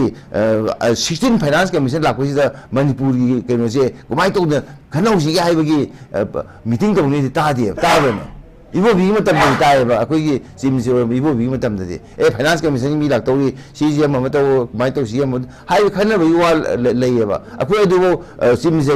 केनोदा मीटिंग कौबा अखोइ यावरेबा बीए नि मतम सिदि मदु सुदो तौदे माइ फाइनेंस कमीशन लाक्पसिदा को माइ निहौरगे दनि मा तौसे अखोइगी निथौजिबु अखोइगी सिमसेजिबु बेगर सिमसे ओहनबे याब्रने अखोइना अखोइना पामिदि अखोइगा उद्योग असुगुन के इंडस्ट्री असुक तौगे सी तौगे सेथोम अदु हाइगे दौनेबा अदुसु फजन तौहनदिएबा अदुना हौइकी तौसिदि अखोइगी लनाइना से अखोइना कन्ना लमजेन सेजर फास्ट आरपा अखोइना बॉक्सिंग कन्ना तौजरगा फास्ट आरपा माना मनालो अदुगा चही मंगा तरागा लाख अमनि पीबा अदु हराउहनबदुनेबा मा तौजे अखोइ सान पुथोक्सरगा माना सेमगतपा याउदेबा अदुना अखोइना उदौदि मणिपुर गवर्नमेंटना अखोइगी तौबी हाइ तारबोदि हाइरिबा फिल्म से नसाइ मान हा लाउथोकपा मतमदा अखोइगी निंगोन चाकौबो नंगनबा तोलो पिरने द हराउबदौबो नते मरमदि मिड डे मील पिद्रिबा हुजि अदु मिड डे मील लाउथोकतेने अदुदि भारत सरकार पिरैनेबा भारत सरकार पैसा मान काय नं थादग्रे अमा फंगरे अदि नगी अंगनवाड़ी कई गारी भारत सरकार स्कीम याम लैदेबा स्कीम मयाम जे स्कीम की से अखोइदि चिफाबु पुदे मा मसा मजु पुरमोय मरमदि अबु हिंदी द संस्कृत लोइन तौरमनि स्कीम याम जी ममिंग जे मदुगी ममिंग दु अखोइ चिफा पुदे मयाम जी ममिंग जे कोर लाइनेबा अदु क्राइने सखरगेबा अदुना अखोइना हाइदि सिगुबा फिल्म मसिदा मणिपुर लेदिबा आईडीपी सिंग सि मोइदि मतम खरगिनि तौरि हानदि मोइजे माइ मागी मयुम मकै लेजरमनेबा मगोइजे हुजि मयुम मकैदा हंजरि हाइरबनि मोयमसे अदुना अदुगुमदा फगनबदि तौददना तुलोब तु खक्तन हाइबि यारोयबा अदुना अखोइनि येंगदौदि मणिपुर गवर्नमेंट से हाना कांग्रेसना अखोइ काइथोमा पैसादो अदुबो सिनब ngamdadana मखोइ मसे मुनदना सेम ngamदिबा मतमसिदा गनाइदगि डेभलपमेंट हाइजे ओके ओजाय अनुगाइजे अखोइगी डेवलपमेंट की हाइरिबा पोछि तसेंगना हाइबा तारे अयाप अखोइगी ओजा शांतगी सुमो थंबीने हाइबा तारे डेवलपमेंट वाक हाइरगा पखले मैमसे अखोइगी यामना अखोइगी मचु तादना हाइगद्रा अखोइगी चप चाना अखोइन उबो फंगदबगी पोत तुगा तुम थंबीदि लोना हुजे आई कनोदा ओजा मन हेर लाक्चिगे ओजा हुजिकी वफमसिदा अखोइगी हंदकी आदा सेंटर लीडर सिंग उनकीबा असिदा फोंगदो अमगिसि मरोइना कनोसे अखोइगी चीफ मिनिस्टर ने पुखटपसी डेवलपमेंट की प्रोजेक्ट ने हाइबा तारे मोइगी प्रोजेक्ट अमगी मखादा सुने अखोइगी आईडीपी की युम अखोइ लिसिंग तरेट सारा कांदा लेहनबा का हाइबे पोर्ट सिंग से लैरि तौबतौसिदा दम मैमना पाममगदबसिदी हानगी मसा मसागी युमदुदा हंजल हलकांदा mayumdodda sabirakanda mpham chana chana hanjanbase dum pamangani na khali loina matang swai saida koina conflict se thokpa horakpadagi senbit loan si sokchilakpagi achongba madam mayam amse koina leire aduna matang sida swai gi matang kida koina pukhat emphasis se koi development work ta hena pi da kana pukhat pe matang hai tare swai area se hen naindaram da bagi matang si koi gi chief minister na irang si nem thare habagi indication amoina utpane na lowe ya dura kamai thampi ni uja Coba irang yang saya bagi di Tokwa, kenapa tahu mandi, asum saya ki as leader tahu ni, awak pemayam lepas mayam ki pressure ni, koi ki kenapa tu lepas mayum lepas tu singki mayum sana makon, makana tahu sih di mayam ki pressure ni yum sabiu, kata itu sahaja kan masa-masa ki हिंगोंदुदा मसा मसागी मई चाखिबा मफमदुदा Sao हाइबनी मैमना पिरिबे pressure से सिना मरम ओरकान दमा 7,000 लकेनो नान yum सानेना अदुमसु अखोगी honourable न पनबी अदुदा अखो जिरी गी ओइनादी मोय हंजिक नान अखोगी लमताई खुनु कवे बोरोबेका गी सब डिवीजन गी लरिबा लोय युम तुमना चाखरीजे से मथक मचे मचे चाकपा दुमा लेखरे को बोरोबेका से चाखिबा युम मयाम दु अदो अखोना जु कन्ना अदम हाइजबनी अखोगी कंसर्न अथॉरिटी सिंगसिदा अखोगी कनोदा लेरिबा तोंगान तोंगान बा हुजी अखोगी कोक्तागी सेरिकल्चर फार्म द लेरिबा अदुदगी तोंगान तोंगान बा सोमना कंदा एथीब लोकोंद लेरिबा तोंगान तोंगान बा अखोगी सोमना कंदा अवालम द लेरिबा खोलिबा अखोगी सौमुंगी मसाइदा लेरिबा खोलिबा युम मयाम जिदी अखोगी नहांग हाकी ओइबा अखोई लेरकांदा परेंग साना लोइमक समजन्नरगा साबा युमने अदुना मसिगी युम साबगी सिगिदमक्तदी अखोइना कन्ना हाइजरिसी मई चाखिबा बोरोबेक्रागिदी मई चाखिबा मफमसिंगदो अदुदा चावगेरा पिकर होरिबल मखोइना पिरकपा कोनगदबा पैसादो अदुना दum साबियो हाइबा अखोइना हारिसे अदुना ततारगदी थोइदोकना अखोइना अखोगी चोचानपुगी मीसिंगजु सि पुखलागा हप्ता कांजे बंगदा थंबा अदुगे तोंगान मफम अमा होंगु तौबाइसे मदुदि अखोइ सेटल तौबा नते ने लौगेबा अदुना अद प्रेशर पिबिरुगा युम कै सानबगी सेंक्शन लौबिरैसे सि फरे तौबदबु युम सारमदाइदा मसागी युम सारे नखोगी युम सारे न इंथोगा मखोइदा लेहनगिरत दुना लोशन बनतबिदा मसा मसागी युम लेरकांदा मसा मसागी हिंगोंदुदा मसा मसागी पोन फमदुदा थाजलकांदा मखोजी इंग तमना लेहन बदुने जि प्रजाना पामिबा मियामना पामिबा खुदेमंगना पामिसे मसिंग अमदबा तारगदी ngसागी युम सादोरिबा कनोसी तोइदोना बेलु तारो हाइजबनेदा सिमा ने आइना तमजरीसे कोगी याम सातना हाइगिबतु याम चुमबनी कोगी समगा सागतपगी सिदी यामना होय अयामना लंबी थोंदी अदुम याद्रे लंबी थोंसी यामना कोगी पीएमजेएसवाई करी करी नोना लंबी सी यामना हाई स्टैंडर्ड द सेम याबगी प्रोजेक्ट मयाम सही अमनी फना यामनी तौरिसे मखोगी लंबी सी सेम कांदा मखोई सी सही क्या गिनो मेंटेनेंस पु मोय पैसा जी यावना लोइना बक पिरकपने यामना सिस्टमेटिक ओना तौबने अदु हाइबा लंबी सी थागिबगा अदुम काइरे हजिकसे अयामना मसी इसिंगनानि हारप याय नेचुरल क्लाइमेट ननि हारप याय सिगुम्बा डेवलपमेंट गी सिदी मपुंग फाबा डेवलपमेंट सिमा अखोगी तुंग कोइगदा बा हाइबा तारे को तुंग कोइ कोइ दिंग हांगा की कनो पाउडर तैबा अखोगी हेमानी थाबगी दिदम याबा दम तोइबा अदुमा सिमा नतबेदा सि मियामना पामिसिदी लंबी सेमगसु सही 10 अमा कुल अमा काइदना दम सेमबा याबा अदुदगी ngसाइ यामना थमगिबदो कोइगी कंगलापान मसाइ सिदी कनानो बीआईपीएम लाक्तोरेदी मसाइ सिदी रंग ते कोला से ताइ त नालेबा दम मसाइ खक्सिदम कोइ फजान बनताबा अखोगी अंदुम इंडिया की बीजेपी न सुम लाउरी अतै न सुम लाउरेबा खुंगंग जाखुतना अखोगी कनो जाखुलोयना अदो बतारगदी खुंगंग हाना जाखुपिरो खुंगंग लंबी थोंसी सु सब मानना ngसाइ कंगलापाता सेमिबा लंबी अदुगी बीओसी की लाइन सेमिबा लंबी पजामनुंग सेमिबा सुमाइना तौदना लोइना बक्से मसिमा सेम्बिरकांदा अखोगी खुंगंग दजु सेम्बिरकांदा मानहन थमगदी सोदना मकी चाखुपदु ओइनेबा दुना स्वा तौदना मीना डेवलपमेंट जी याम तौय हार कांदा तौ थोरकपदन फजदबसिदी मसिदी अखोई खजितंग एजे कनो अमोना तहनिंग दिया दोना तौ थोरकप थबक कांदा खततंग फुट 10 सांगदबदु फुट 5 खतंग 3 खतंग याम फजन मफम साना मफम फजना थनबदो मदुनि हजिक दरका लाइसे अदुना कोई डेवलपमेंट मतंग सिमा का तौजगरे अदुग युम साबगी मतंग सिमा दुम लेग्रे सिना तब तोंगा तोंगान बा कोइगी कनोजिंग जिदा पीनी पैसा मखोइगी कनोजिंग द लेरिबा कोइगी रिलीफ कैम्प द लेरिबा सिंगसि मसागी पैसा पीनी खोने हाइबसिसु मसिसु नावाइसि मखोइदी पैसा सि पीदरदि सानिंगा लेत्रबनि खलरदि सेंग साक्षि बुक से पिरक्तरगदि मखोइ कमाइ तौदन हिंगदुन हाइबे क्वेश्चन अमा लेयबा अदुना एक्सपेंडिचर सि गवर्नमेंट दि सेलिनि गवर्नमेंट डेवलपमेंट दि सेलिनि होय इंडिया गवर्नमेंट दि थारमबे या थारमबे या अदु सु अदुम ओइसनु कछु काइदि अदुबो मखोइना सरिसिदा मखोइगी सेंग चाक पिरिङै मखोइगी क्रॉस करगा पिरिङै मतमसिदा मखोइसे मखैगी मसा मसागी मफमदुदा हंजल हलकांदा अथुबदा सही 10 सही 5 लेरगदि पैसाजे मी ममदा फैमिली ममदा चतुरिसी कोई एक्सपेंडिचर मयाम ने अदुगिसु मतकता मखोइदा मेंटली सी हरासमेंट ओइदोइसे अदो बतारगदि केनोसि पिबे याद्रा हाइबनि याम थुना सेटल तहलकांदा सेटल तौनबगी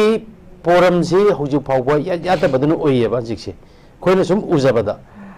नान चलुरे मै एमएलए मिनिस्टर मयाम चलुरे मदु हजे मुक तोंगान तोंगान बा फिबम धाइना रइसे अमसिदी लेबाकी इशू सिकी चपनते मखोइगी बीजेपी गवर्नमेंट मसेन उनरकांदा मखोइगी ओइबा पार्टी गी ओइबा अदुगुमनबा मीटिंग नि काय हाइना बजु दुम याविको अदगी अमना कुकी की मोई तरागा हाना सुन तो पिक्चर तो मदम वाले कुकी की मोई कोई मरी मंगा तरुक लाऊंगा उन्नई पुंग अमा मंखाई अनि सारे है दुग सकिबा मणिपुर की सोमन कने एमएलए सिंह दुदी एक्सेप्ट कोई की बीजेपी पाई बा एमएलए मंत्री सिंह दु खकना अदु जाम शॉर्ट पीरियड तो साने है शॉर्ट पीरियड तो सानर कांदा अमुक मोई के पुल है वारी सानदी है मीगी दी सफाई दजन दुम अथेंबा मा थमाइबा अदगी कोई सीएसओ हैगद्रा तोंगा तोंबा मोई की लूप सिंह नम कोई बैकिंग द लेबा कोई कुकिलियन डिमांड तौर कांगू सिंह दुम थमाई कईगुंबा सेपरेट एडमिनिस्ट्रेशन नत्रगदी यारो ककाना दुम थमकपा अद अखोई की चलुबा एमएलए सिंह दु चलुर कांदा मसी होय मोइना दुम वारोबदी है कोई न थमजनिंगी से यामना अखोई ऑनरेबल बिरेन मतम दुदा मखोइना चलुर कांदा अखोई की बिरेन सिंथोकनबा कनोइना पिरामे ककाइना हाइबसे स्वाइसिदा अखोइना खलैसिना प्रजा म्याम नमुं खलैसिना होय डेवलपमेंट इदुना डेवलपमेंट ओइजरे प्रजा म्याम सिना खलैसिना करि हाने खलकेबो मखोइसि नसागी अमित समित पत्र बा कनो दुगा अखोइगी नॉर्थ ईस्ट की साजपुरी बा समित पत्र डॉक्टर समित पत्र हाइबो urban उड़ीसा मसादु एमपी नि अदो मागा वारी साबसिदा सुमाय तौदना मखोइगी एमएलए कुकी एमएलए नि वारी साबा कांदा सुमायना हाइरमे मोगी सेपरेट एडमिनिस्ट्रेशन जी पीरो अदगी यूनियन टेरिटोरी पीरो नत्रगना हाने बिरेन लौथोको अदुना कनो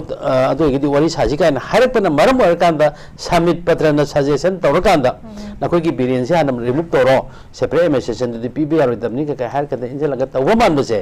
सीनेबा सहीसिदा अखोइना प्रजा म्याम जे बुक चममनरिबा अदगी थोला कांदा इंटरव्यू तोगा प्रेस लोब कांदा तोगा आइदी खंगदे अदु खंगदे अदा खंगदे लोलगा लेबे खोंगम से लेबा अदना थमोय सेंबा इवर वाली है बनीदा थमोजी सेंगबा मथौ तायबा करिना सिगी सोदरेबा इकोनॉमी सी ड्यू टू साइगी लाइरिबा साइगी कुकी की कनोगी हाना ममांग द पेंडेमिक अमा लेगरे अकोगी कोविड की सिदगी फुट लेथरा कांदा कुकी सिंगजिन पेंडेमिक तगेना साथीबा अदुगुमबा एटेक म तौबसिन मरम ओरकांदा मणिपुर की प्रजा सिंग शुभम नुभम लेतबा मरनाय चाजरबा मरनाय सुरगा चाजबा हेन तो मौ लेजबा सिंगसे सुरगा चाजबा मि शुभम नुभम लेतबसे सिना मरुइना कोगी इकोनॉमिक से डाउन ओरपनेबा अदु बेटा गदि गवर्नमेंट लेबेंदा हाई सिंगसी कई दु बुयागे हाइबसे मसिदसु को कथंग थादबियो हाइबनिदा अदगी युम सानबा पोरे लंबी साना पोरे सेमनबा पोरे दु खंगना तबिदा ngasi लाइरिबा शुभम नुभम खंगदरे लाइरिबा ngasi मणिपुर इंडस्ट्री म लेते थबक शुभम लेते इंडस्ट्री लेते कैंप लेते सिना मरम ओरकांदा मखोय करी तोगेबु अखोय ngauchatnaba si masana tabaneba adu masi tonanaba loina masi ki economy phagana bagisu koigi hajuji paibiri bus minister gi biren gi makha da lebiriba hoi nahan sinba sindaba du gi silent legre aduna sum silakada su mandre sin gi harga di mamangi ngalinga di perota tormaga di matam yam sagada bani karigo matam chadana nahan silo haibasi su praja myam gi kholawnum lakada mali aduna mathang chatpa kanda di कोई वारी सानब कांदा कोई यामना strict ओइना मणिपुर की कइनो अमो ओइना resolution अमो ओइना लौगा चपियो हाबसे मसु आई थमजगे अदुना लैरिबा थबक सुभम नोभम लेतना लैरिबा ngasi इकोनॉमी डाउन ओइबसे मणिपुर की सेंथोक लंबी लेतिबा अमम लेतिबा मयाम से मसी हाना मुक्तंग फानबगी दमकता हाइरिबा थबक सुभम नोभम लेतिबा अमदी कनोदा लैरिबा रिलीफ कैंप लैरिबा ngasi मयाम से सिगी इकोनॉमी से कमाय तौदना हाउ टू डेवलप मकोजी कमाय तौदना मयु मकगी वखन थादुक यानना मखोगी सेंथोक लंबी से अफबा लंबी द चलनबा मरांग काना सेंथोकनबा से मसी कमाय तौदना कोगी सिंबी दगे हाइबसे मसीजु लंबी थोंग खक नतना मखोगी मयुं खक साब नतना मसी मसु सिंबी रगदी मसी एकोना साको लापसिदा साको बगी पोट लेदी हारिबा इम्फाल बाजार की मेन मार्केट दुकान फमी सिंगसिदा दुकान खक फमगा पोसितना खुलांखा कौदना लेरिबा कैथेन दे इमा की कैथेन इमा कैथेन सिंग फमी बेसिंगसिना फीमा योनबा ngамदबा अदुगा दे दे दे की आलू गुंबा हवाई गुंबा साना थानबा हाइरा खरबदी नुम सेलम भै यामदबिदा अदुना nga sak toriba nga की फार्म toriba ama toriba लोमसे मसी लोइना बक्से सिला अदकी कनोसिदा लाकदा nga युम nga फार्म तब कामु nga की पैसा पंगोइदोरिनी खुदै साबा कामु खुदै की पैसा पंगोइदोरिनी फी फनेक साबा कामु फनी की पैसा पंगोइदोरिनी सिगु मसिंग से थोकतनबगी दमकता हौजिक वारा लेरिबा मयाम से प्रजा मयाम से मसी की इकोनॉमी फनबसु अखोगी मरी लेनबा कंसर्न अथॉरिटी हारगदे अखोई मणिपुर गवर्नमेंट दारे मसिनसु येंजन बिरकान मकोइदा करम प्रायोरिटी पिरकान करम लाइन सेंथांग पिरकान यागदा हाइबसे मसी इरांग सिल लोइद्रिबके मनुंगदि खतंग खनबि हाबा फम जमा तमजे याम नुंगाइजे जा कोइगी सुरगा नोमगा चाबा अदुगुंबा अदुदा डिपेंड अदुना कोइ हिंगनबगी लंबी ओइबा अदुगुंबा मियामना हेन्ना अखोई खुंदाबा अदुगुंबा स्टेट अमखकनी अदो नोमगी सूरगा चारगा हिंगिबा मयामसे कयामुकी यामना खमथेंगना वाबसे लांजेनरक्पा अमसुंग लांजेनदबा अनिमका चाइथेंगसे अखोइगी पीरी हाइबा तारे अदुना अखोइगी IDPs की मतांगदा अखोइगी ओजा सान्थना सुमांगना पनगिबसे मोइना साबा पोचे मयामसे योनफम लेतबदेगी सरकारना पुन्ना योलहलकाना ट्रेनिंग प्रोग्राम का काम पीदना खोतना मोइना पुलमा लौरे योने हाइबदेगी सिटफम लेरक्तबदेगी अखोइगी याम थमोइ सोंगना अखोइगी मीडिया की थोंगना पाउदमकपा अखोइगी कप्पा हाइबा तारे सुमा मयामसु उरे अदुना मिंगोनदेगी अखोइना कारबार तौनी लौसलुबा पैसा सिंगदो अमु अखोइगी सोमदा कारबारदी फेल होइबा अदुगा पैसा सिंगदो मु थौरकपगी अवाबा थेंगनबगी प्रेस नोट थोकपा अखोइगी IDPs मेकेदे अखोइना उखरे अदुगा मिंगोनदेगी लौसलकाना कारबार तौनी नमु तौबा अदु सोमदा यारक्तबदे हाइदोपसु इकाइबा सिगमा पोचेगी मयाममसु लेखरे मरक्सिदा अखोइ अतोपा नाकलमदम येंकाना लांजेनदबा IDPs नता मयाममसु लांथिगी चाइथेंगसे फंगाकांदा इकोनॉमिक सेटबैक लेबसे चपचाना मसिगे चाइथेंगसे फंगिबने अदुना जमनाउतोन लाक्सिगे ओजा सय मतांकिदा अखोइना कॉन्फ्लिक्ट सिगा डेवलपमेंट वर्क सिगा अखोइना मसी संगदमनरागदी मसाई पोसिदम सि चुमगदरा कमाइन थंबिदिंग ओजा मसी अखोइगे डेवलपमेंट हाइबसिदी गवर्नमेंट की मागी तौफम थोअबा मथौनी मसाई ममांगदा अखोइ कमरेड शांतनसु हाइबिग्रा तोलो पीरनी हागे करी हराउनगाय लेके तोलो पीबासि मसागी तौफम थोअ मथौने government ngasi ebe numisdagi koi hospital da lebe nursing na anabasing da hida kaphalani ka harga myam khubak phudong te marabdi nurse amagi mathau je ja hida kapai do nurse tu gi tawham tho mathau ne adumaina koi tolop pirani ga ka do harau doino tolop tu tha khungi government gi karmachari myam je magi tawri thabak tu gi tha gi tolop phangba si madu masagi oiba kaino na tawham tho mathau ne habani da adu kasu achievement na te madu mana delhi ga chatlorga कोई तोलो पिथोनी का जो याम का achievement की type press briefing का पीबदो government की announcement जे दुना तदि लेत्रब कान कोई खंजलकपम यावे कोई कमरे शांतन हाबी की चुमी आईडी कांग्रेस की स्पोक्स पर्सन ओइना लाकपनि याम कन भाइजनिंगदे कमरे शांतन हाबी ग्रे हौजिक बीजेपी गवर्नमेंट न तौरि थबक सिंसे आयामबदि ममांगी श्री ओक्रम इबोबी की पालंब गवर्नमेंट ना सैंक्शन तौरमबा प्रोजेक्ट सिंगी लोसिलहोदब थबक लाक्तने हौजिकी बीजेपी ना तौरिसे मखोगी अनौबा हौदोकपदि याम याम पोते हाबा दैट मीन्स श्री ओक्रम इबोबीना चेमिसे ओइबा मतमदा मानो सेंटरदगी लौथरंबा मणिपुरगी डेवलपमेंट की दंते इंफ्रास्ट्रक्चर की तोंगान तोंगान लंबी सड़क की बिल्डिंग साबगी मखन मखन की प्रोजेक्ट सी ओक्रम इबोबीना लौथरंबा पैसा म्याम दो अदु सिन्नबसी लोइबा ngamamdadra मदु मखाताना श्री एन बीरेन लुचिंग गवर्नमेंट सिना सांगना सही तरेट मखा फारा मनु जिमा पालैसे अन मोइन तौरिसी कांग्रेस ना पुथर अम्ब अचीवमेंट मयाम दुगी मखा समदरिने मखोई की ओइबा तोंगान बीजेपी गवर्नमेंट की सेल्फ मसागी ओइबा डेवलपमेंट वाक्ति पयाम याम पोत्री हाइबनिदा सी खंगबिगदौने अदो मखोइदी असागी मयाम मणिपुर मयाम जी खंगरोय काइने को अस कोई ममांग गवर्नमेंट अदु सोरमबा ममांग गवर्नमेंट अदु तौरमदबानि पलाउदो लावी मदुदे कोइना political कैनोने दुम लवी दुगा तसेंगदी याम रियलिटी त चंगलागदी श्री ओक्रम इबोबीना कांग्रेस मतम तौरम इंफ्रास्ट्रक्चरल डेवलपमेंट अदगी तोंगान तोंबा रोड कनेक्टिविटी की करी की मयाम दो अदुगी लोइबा ngamदब मयाम दुने तौरि याम तौरम खजानी खोइगी शाइनिंग गवर्नमेंट ने ना गवर्नमेंट जे अफबगी अवार्ड ची मरी मंगा फंगिबने श्री ओक्रम इबोबी कांग्रेस सरकार से एनीवे हौजिक लान तौरे नकलनी वारे असोमजु वारे कोजु वारे मसी लोशन बाहाबिसे गवर्नमेंट की अहानबा तौगदब मथौने गवर्नमेंट मागी लौसिंग सिनबताई मागी विजडम सिनबताई करी तौगेगे कनागा CSO उनगेरा स्टेक होल्डर कना कना वारी सारे यादगे अदो था तरागा निपान चंगहले इंडिया गवर्नमेंट की माइकैदगी यामना सिस्टेमेटिक ओइबा एस मसिमदि खरा प्रैक्टिकल ओइरे खरदी मजिदि चुमदौ माले का हाइबगी पीस पुरकनबगी स्ट्रेटेजी जे अखोइगी मित्त पमु उदे मतेक मतेक सिम लाउ खोंगना शांति हंजले का हाइगुंबा शांति हंजले हेना हेक लाउरबगा नुंगानबगा नत्रगा मदुगी नुमितुमक्तदा चिंगदै नुमै कापथरक पाइसिम सोइद्रबने नान दिल्लीदा संबित पत्राना चेयर लौरगा नाकल अनी होमगे Naga cookie Meitei again तौरगा उनरे again तौदु यामना अखोइगी piece पुरकनबगे चौब खुंथा आमनि Kine हेक प्रेस ब्रीफिंग पीबा हेक लोइबगा असोमदगी नुमै कापथरे नेत नुंगरामदा तौरिदुना आदि ओइबे यादब पंहाय हाइजनगनो हाइबनिदा चप चाना मदुगी रूट मदु आदा ग्रासरूट कुमधरगा खनरिसिगी कोसी करिनो कना बुहान वारी सार फगदगे कायबदु खल्लो हाइबनिदा याम पॉलिटिकली याम चिप ओइबा याम ओंग मरिन तादो मोंगदा शांति की कनो फमिनी काइ तौबसे अखोई मणिपुर की कनो म्याम से अदु हाना ब्रेन से नेम बनते अखोई जिबु याम नेम थर्ड क्लास की सिटीजन दौना कोई वाखन खन मंगमदबा याम का खोगी लाइलासु हैतबगी टाइप त को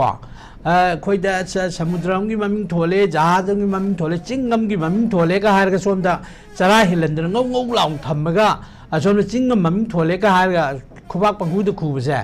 अदुगुंबा खोई यादे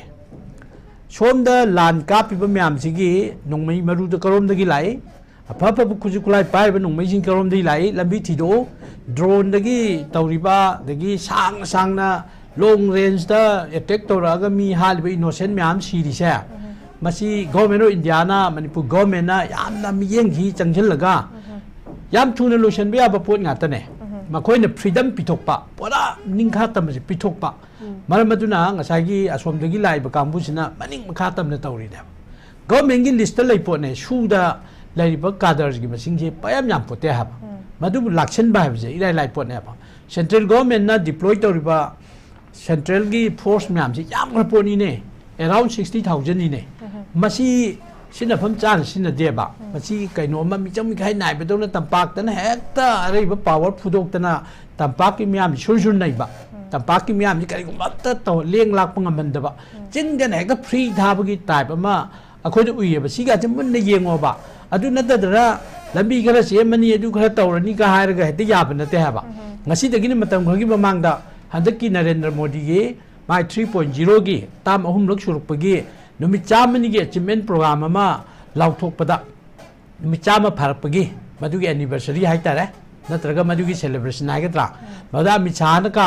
मणिपुर की शांति लाकना बुदों त कोइन स्ट्रेटेजी खरे याले स्ट्रेटेजी जिंगदुगी मनुंगदा पुलिस स्टेशन जिंगने चान थंगना थम्मनी कायना यामना चिप ओइबा यामना कै हाइतारे पुलिस स्टेशन द चान थंगना थम्मगा शांति लाकदो नते अदु सोमद खबर दे इरे चान थंगना मयाम दे एक्सपायरी ओइरबा हिदा लांथक थमे चान थंगना मदु याम आउटडेटेड ओइरबा तौरे अदु माइना मणिपुर की सिटीजन जिमु याम हंदबा थाकता तौगनो हाबा अदु लाजिलोशन जी हाइ तारगदि पुकेन छिंग बचंगी अदु आई मक्ति अखोइ के हौजिकी लरिबा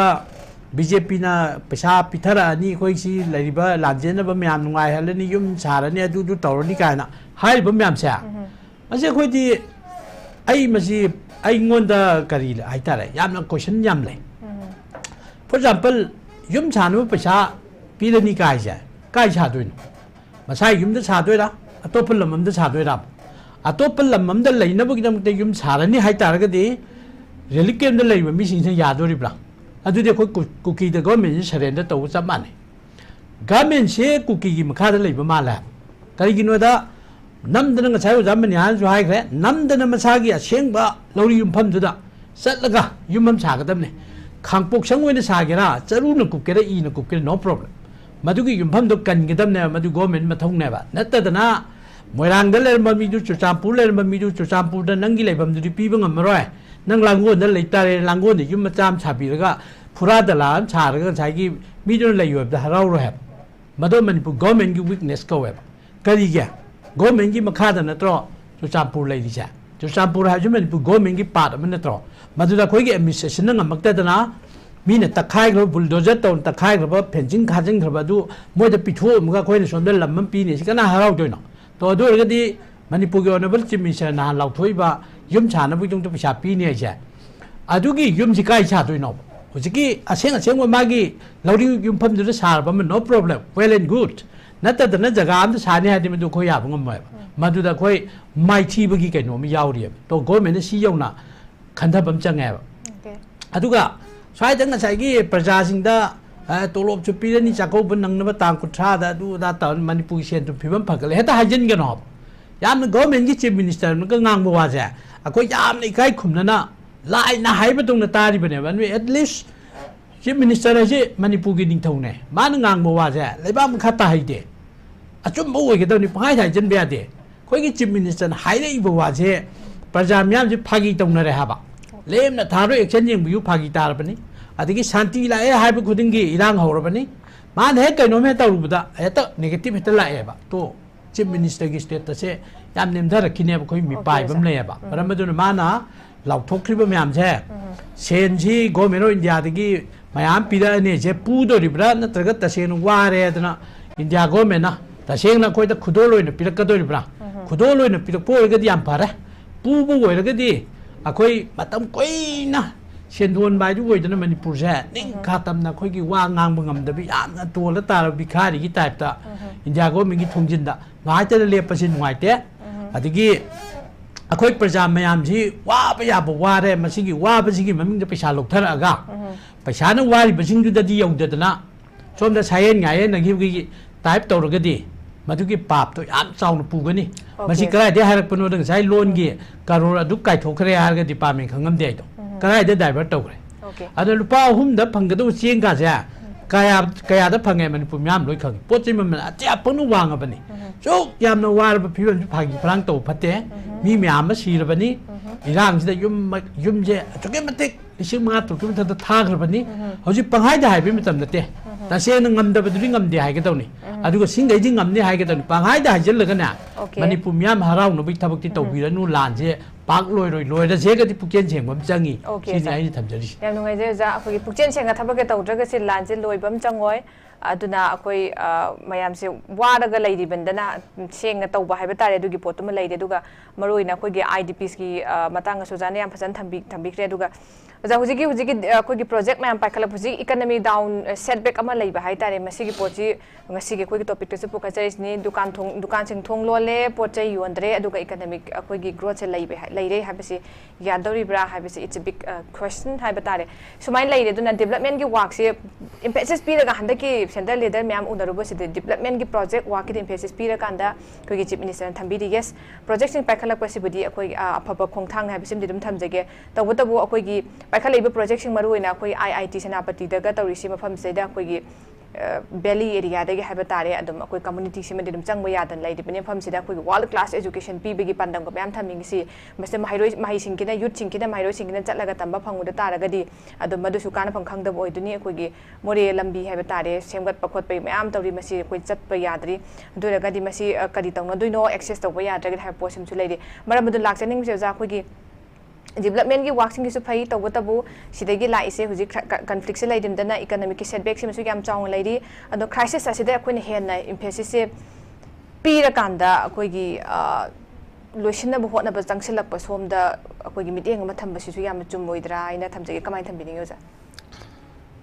ꯃꯤꯠꯌꯦꯡ ꯑꯃ ꯊꯝꯕꯕꯨꯗꯤ ꯆꯨꯝꯃꯤ ꯑꯗꯣ ꯃꯤꯠꯌꯦꯡꯗꯨ ꯂꯩꯇꯕꯗꯨꯅꯤ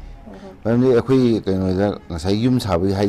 ꯍꯥꯏꯕꯤꯈ꯭ꯔꯤꯗꯣ ꯑꯩꯈꯣꯏꯒꯤ ꯄ꯭ꯔꯙꯥꯟ ꯃꯟꯇ꯭ꯔꯤ ꯑꯋꯥꯖ ꯌꯣꯖꯅꯥ PMAYꯒꯤꯁꯤ ꯃꯃꯥꯡꯗꯒꯤ ꯑꯩꯈꯣꯏ 2022ꯒꯤ ꯃꯇꯝꯗꯁꯨ ꯏꯁꯨ ꯑꯃ ꯑꯣꯏꯅꯔꯤꯅꯦꯕ ꯂꯨꯔꯤꯗꯤ ꯃꯗꯨꯒꯤ ꯃꯃꯥꯡ ꯆꯍꯤ 2 ꯃꯃꯥꯡꯗ ꯁꯥꯕ ꯍꯧꯈꯤꯕ ꯌꯨꯝꯁꯦ ꯑꯩꯈꯣꯏ ꯂꯩꯀꯥꯏꯁꯤ ꯏꯝꯐꯥꯜ ꯃꯌꯣꯟꯅꯤ ꯃꯁꯤꯗꯁꯨ ꯂꯥꯏꯔꯕ ꯑꯗꯨꯝ ꯂꯩ ꯑꯗꯣ ꯃꯁꯤꯗ ꯆꯍꯤ 4 ꯃꯃꯥꯡꯗ ꯁꯥꯈꯤꯕ ꯌꯨꯝꯗꯣ ꯉꯁꯤꯐꯥꯎ ꯂꯣꯏꯗ꯭ꯔꯤꯑꯕ ꯍꯥꯏꯗꯤ ꯄꯩꯁꯥꯁꯤ ꯇꯪꯈꯥꯏ ꯄꯤꯊꯗꯕ ꯑꯗꯨꯅ ꯉꯁꯥꯏꯒꯤ ꯑꯅꯪꯕ ꯃꯤꯗ ꯑꯋꯥꯕ ꯃꯤꯗ ꯄꯤꯊꯔꯤꯅꯦꯕ ꯑꯩꯈꯣꯏꯒꯤ ꯌꯨꯝ ꯁꯥꯕꯒꯤ ꯀꯩꯅꯣꯁꯦ ꯑꯗꯣ ꯑꯋꯥꯕ ꯃꯤꯗꯨꯗ ꯇꯪꯈꯥꯏ ꯑꯃ ꯑꯩꯈꯣꯏ ꯄꯤꯊꯔꯒ ꯃꯗꯨꯁꯨ ꯑꯩꯈꯣꯏ ꯁꯦꯟ ꯈꯔ ꯄꯤꯔ ꯃꯇꯨꯡꯗ ꯄꯤꯊꯔꯒ ꯃꯊꯪꯗꯣ ꯄꯩꯁా ꯄꯤꯖꯕ ꯉꯝꯗꯗꯅ ꯑꯩꯈꯣꯏꯒꯤ ꯂꯧꯊꯗꯕꯗꯒꯤ ꯌꯨꯝ ꯑꯌꯥꯝꯕ 100% ꯍꯥꯏꯕ ꯌꯥꯏ ꯑꯩꯈꯣই ꯂꯩꯀꯥꯏꯗꯗꯤ ꯃꯅꯥꯏ ꯁꯥꯟꯅꯈꯤꯕꯅ ꯑꯌꯥꯝꯕ ꯁꯔꯀꯥꯔꯒꯤ ꯀꯩꯅꯣꯁꯤ ꯉꯝꯗꯗꯅ ꯑꯗꯨꯒ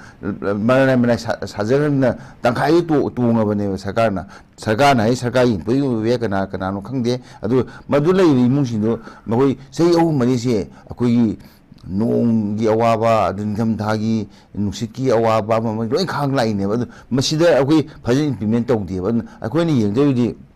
ꯍꯧꯖꯤꯛꯀꯤ ꯃꯅꯤꯄꯨꯔ ꯁꯔꯀꯥꯔꯁꯤꯅ ꯃꯥꯅ ꯉꯁꯥꯏ ꯄ꯭ꯔꯥꯏꯝ ꯃꯤꯅꯤꯁꯇꯔꯒꯤ ꯍꯥꯏꯔꯣ ꯑꯃꯒꯤ ꯑꯃ ꯍꯥꯏꯔꯣ ꯃꯥꯅ ꯉꯁꯥꯏꯒꯤ ꯍꯥꯏꯔꯤꯕ ꯈꯣꯠꯂꯤꯕ ꯃꯌꯥꯝꯗꯨ ꯇꯧꯒꯅꯤ ꯍꯥꯏꯕꯁꯤ ꯃꯗꯨ ꯐꯖꯅ ꯌꯦꯡꯁꯤꯟꯕ ꯑꯃ ꯆꯪꯉꯤ ꯑꯩꯅ ꯁꯨꯝ ꯈꯟꯕꯗ ꯃꯔꯝꯗꯤ ꯑꯅꯧꯕ ꯑꯩꯈꯣꯏꯒꯤ 2024ꯗ ꯑꯩꯈꯣꯏꯒꯤ 2.3 लाख से यूम पीगनी है मधु क्रोर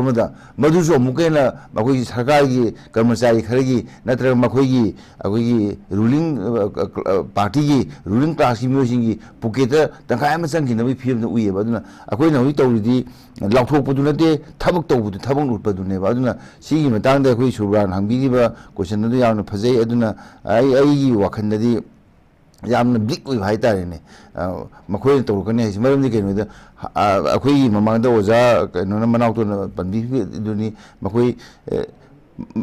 ꯊꯥ ꯈꯔꯒꯤ ꯃꯃꯥꯡꯗ ꯅꯨꯃꯤꯠ ꯈꯔꯒꯤ ꯃꯃꯥꯡꯗ ꯗꯤꯜꯂꯤꯗ ꯆꯠꯂꯨꯔꯦ ꯑꯩꯈꯣꯏꯗꯤ ꯂꯩꯕꯥꯛꯀꯤ ꯑꯐꯕ ꯑꯩꯈꯣꯏꯒꯤ ꯋꯥꯔꯤ ꯁꯥꯟꯅꯕ ꯃꯅꯤꯄꯨꯔꯗ ꯉꯁꯥꯏꯒꯤ ꯃꯩꯇꯩꯒꯤ ꯅꯥꯒꯥꯒꯤ ꯀꯨꯀꯤ ꯂꯣꯏ ꯌꯥꯎꯔꯒ ꯑꯐꯕ ꯑꯩꯈꯣꯏꯒꯤ ꯂꯩꯕꯥꯛ ꯑꯃ ꯇꯪꯗꯨ ꯂꯩꯇꯥꯕ ꯑꯩꯈꯣꯏꯒꯤ ꯁ꯭ꯇꯦꯠ ꯑꯃ ꯑꯣꯏꯔꯛꯀꯅꯤ ꯈꯜꯂꯨꯏꯕ ꯑꯗꯨ ꯃꯈꯣꯏ ꯆꯠꯄꯗꯨꯗꯤ ꯃꯈꯣꯏ ꯃꯁꯦꯟꯗꯨ ꯂꯣꯏ ꯆꯠꯅꯔꯀꯥꯟꯗ ꯑꯩꯈꯣꯏꯒꯤ ꯆꯤꯐ ꯃꯤꯅꯤꯁꯇꯔ ꯁꯤꯟꯕꯒꯤ ꯐꯝ ꯂꯧꯊꯣꯛ ꯂꯧꯁꯤꯟ ꯇꯧꯕꯒꯤ ꯑꯣꯏꯔꯝꯃꯦꯕ ꯑꯩꯗꯤ ꯁꯤꯒꯤ ꯀꯩꯅꯣꯁꯤꯗ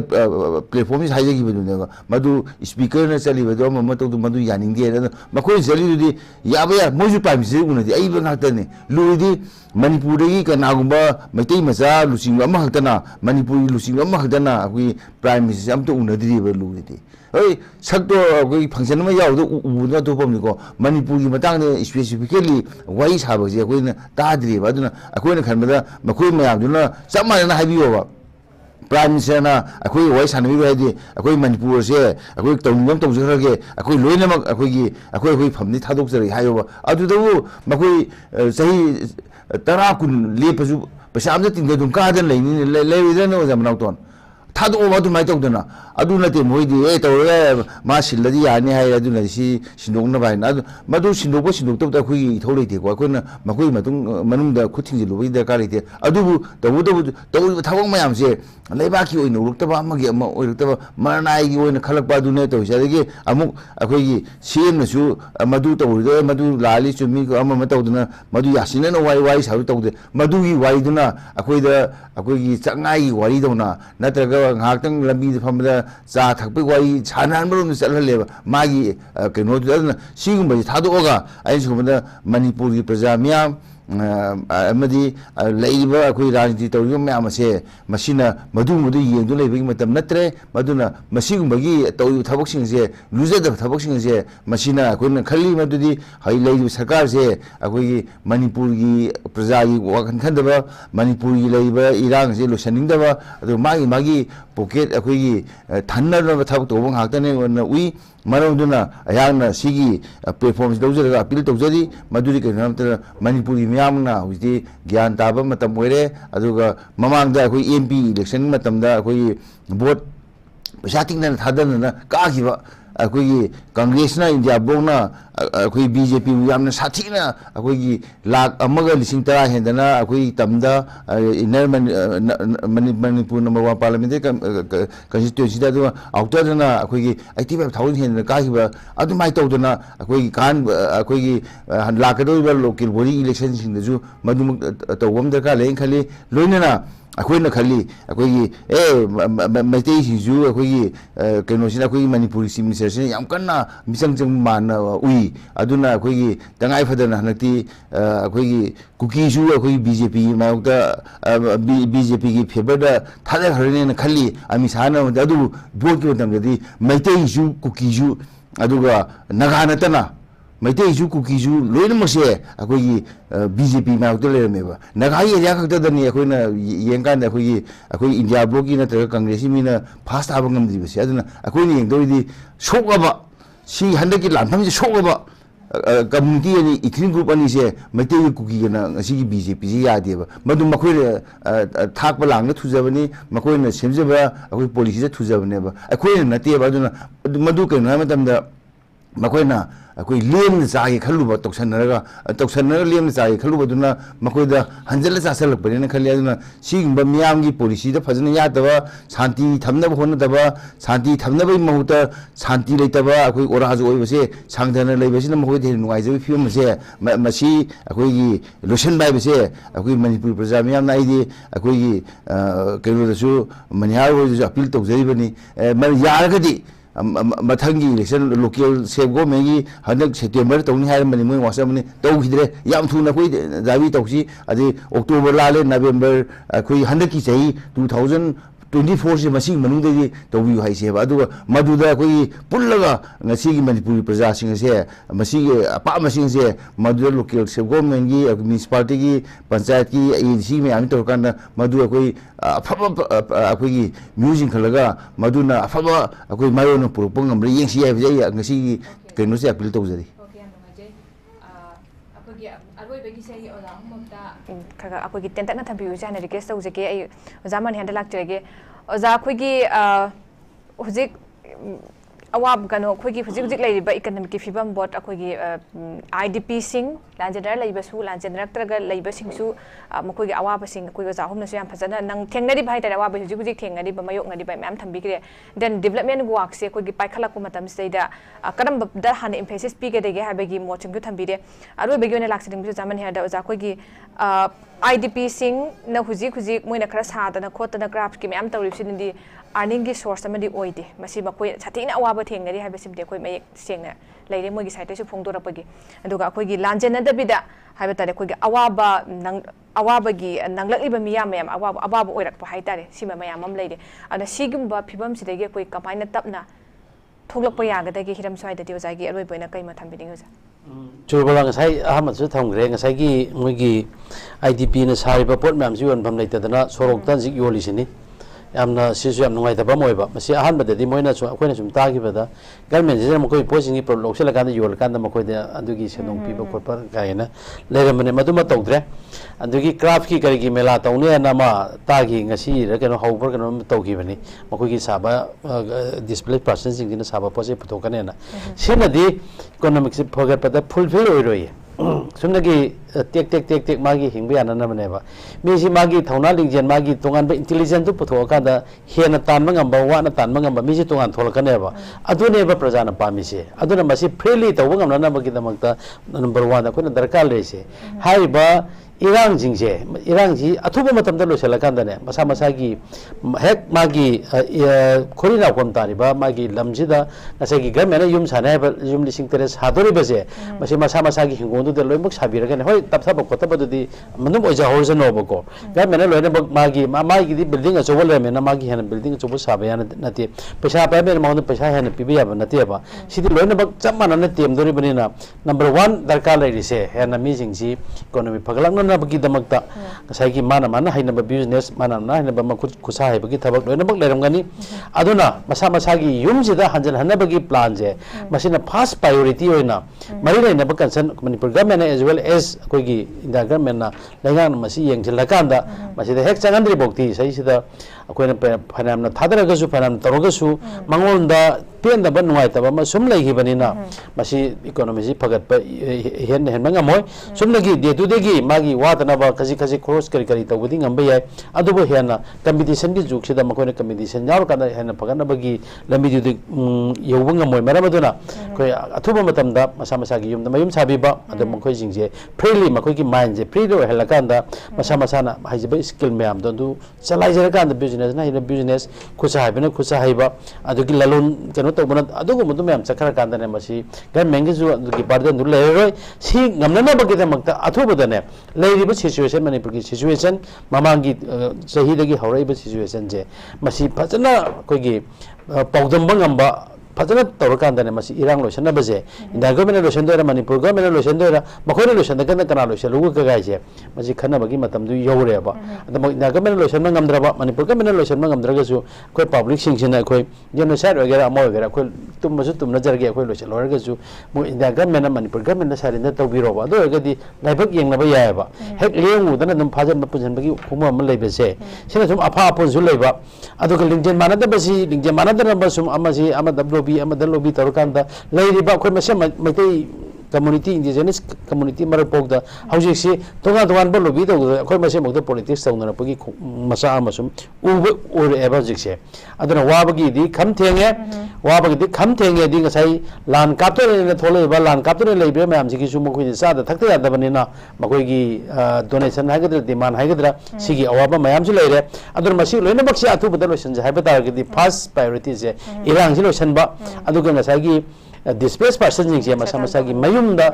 settle tawal yananabagi plan je masi athu bada tawagadi thoido yam thuna ko economic si growth tarkane habaduna ina tamjagadu okay yam nungai jai thank you so much ai uzam naw to da mulak chige oza koi gi irang se loksina bagi lambi se oza manyar sam thambi ge the first priority is to settle the displaced person at their respective places haibasine aduga akoi gi huji yam maru ina habitar huji akoi displaced person sinanga lai ribasi akoi na right to life haibata fundamental rights akoi gi india gi citizen amoina right to life se masi sathina akoi gi so aba hai tare masida phajana violate tawbire akoi kano se amna kamai haigedum wahai se word se haidu draga so haiba tare hujik leidiba mawong se akoi yam phimam satina so ba hai tare masimadi akoi na masi protect tawba masung masi phangan basimak yam dakar oi haibadum fam ju thamjage aduna ja akoi gi losilakpai go jana hujiki moina hujik ka tawriba sadana khotna ga tawriba sini hingna ba khra tawbo sidi yam chatina akoi gi sina hingna ba gi lambi am ka source am ga earning ne haiba ka tu de akoi na lawba yaro haiba tare masini yam wari makoi aduna ngasi su moi awaba se akoi phongdok leptri haiba tare aduna fibam sidagi akoi na masi nan thorak na ba haiba tare kana kana gi thodang kai do boyai kamai thambiyo ja masi ahan bada manipur gi lan sina maram moraga koi lan jenari bise around 60,000 muki miyo sing ne adugo manipur da leriba apun ma mising di la kontra manga mung ne ana lan jenna ba sing da natte koi gi kaino da relief camp da leita ba koi mayam su wamin nar bane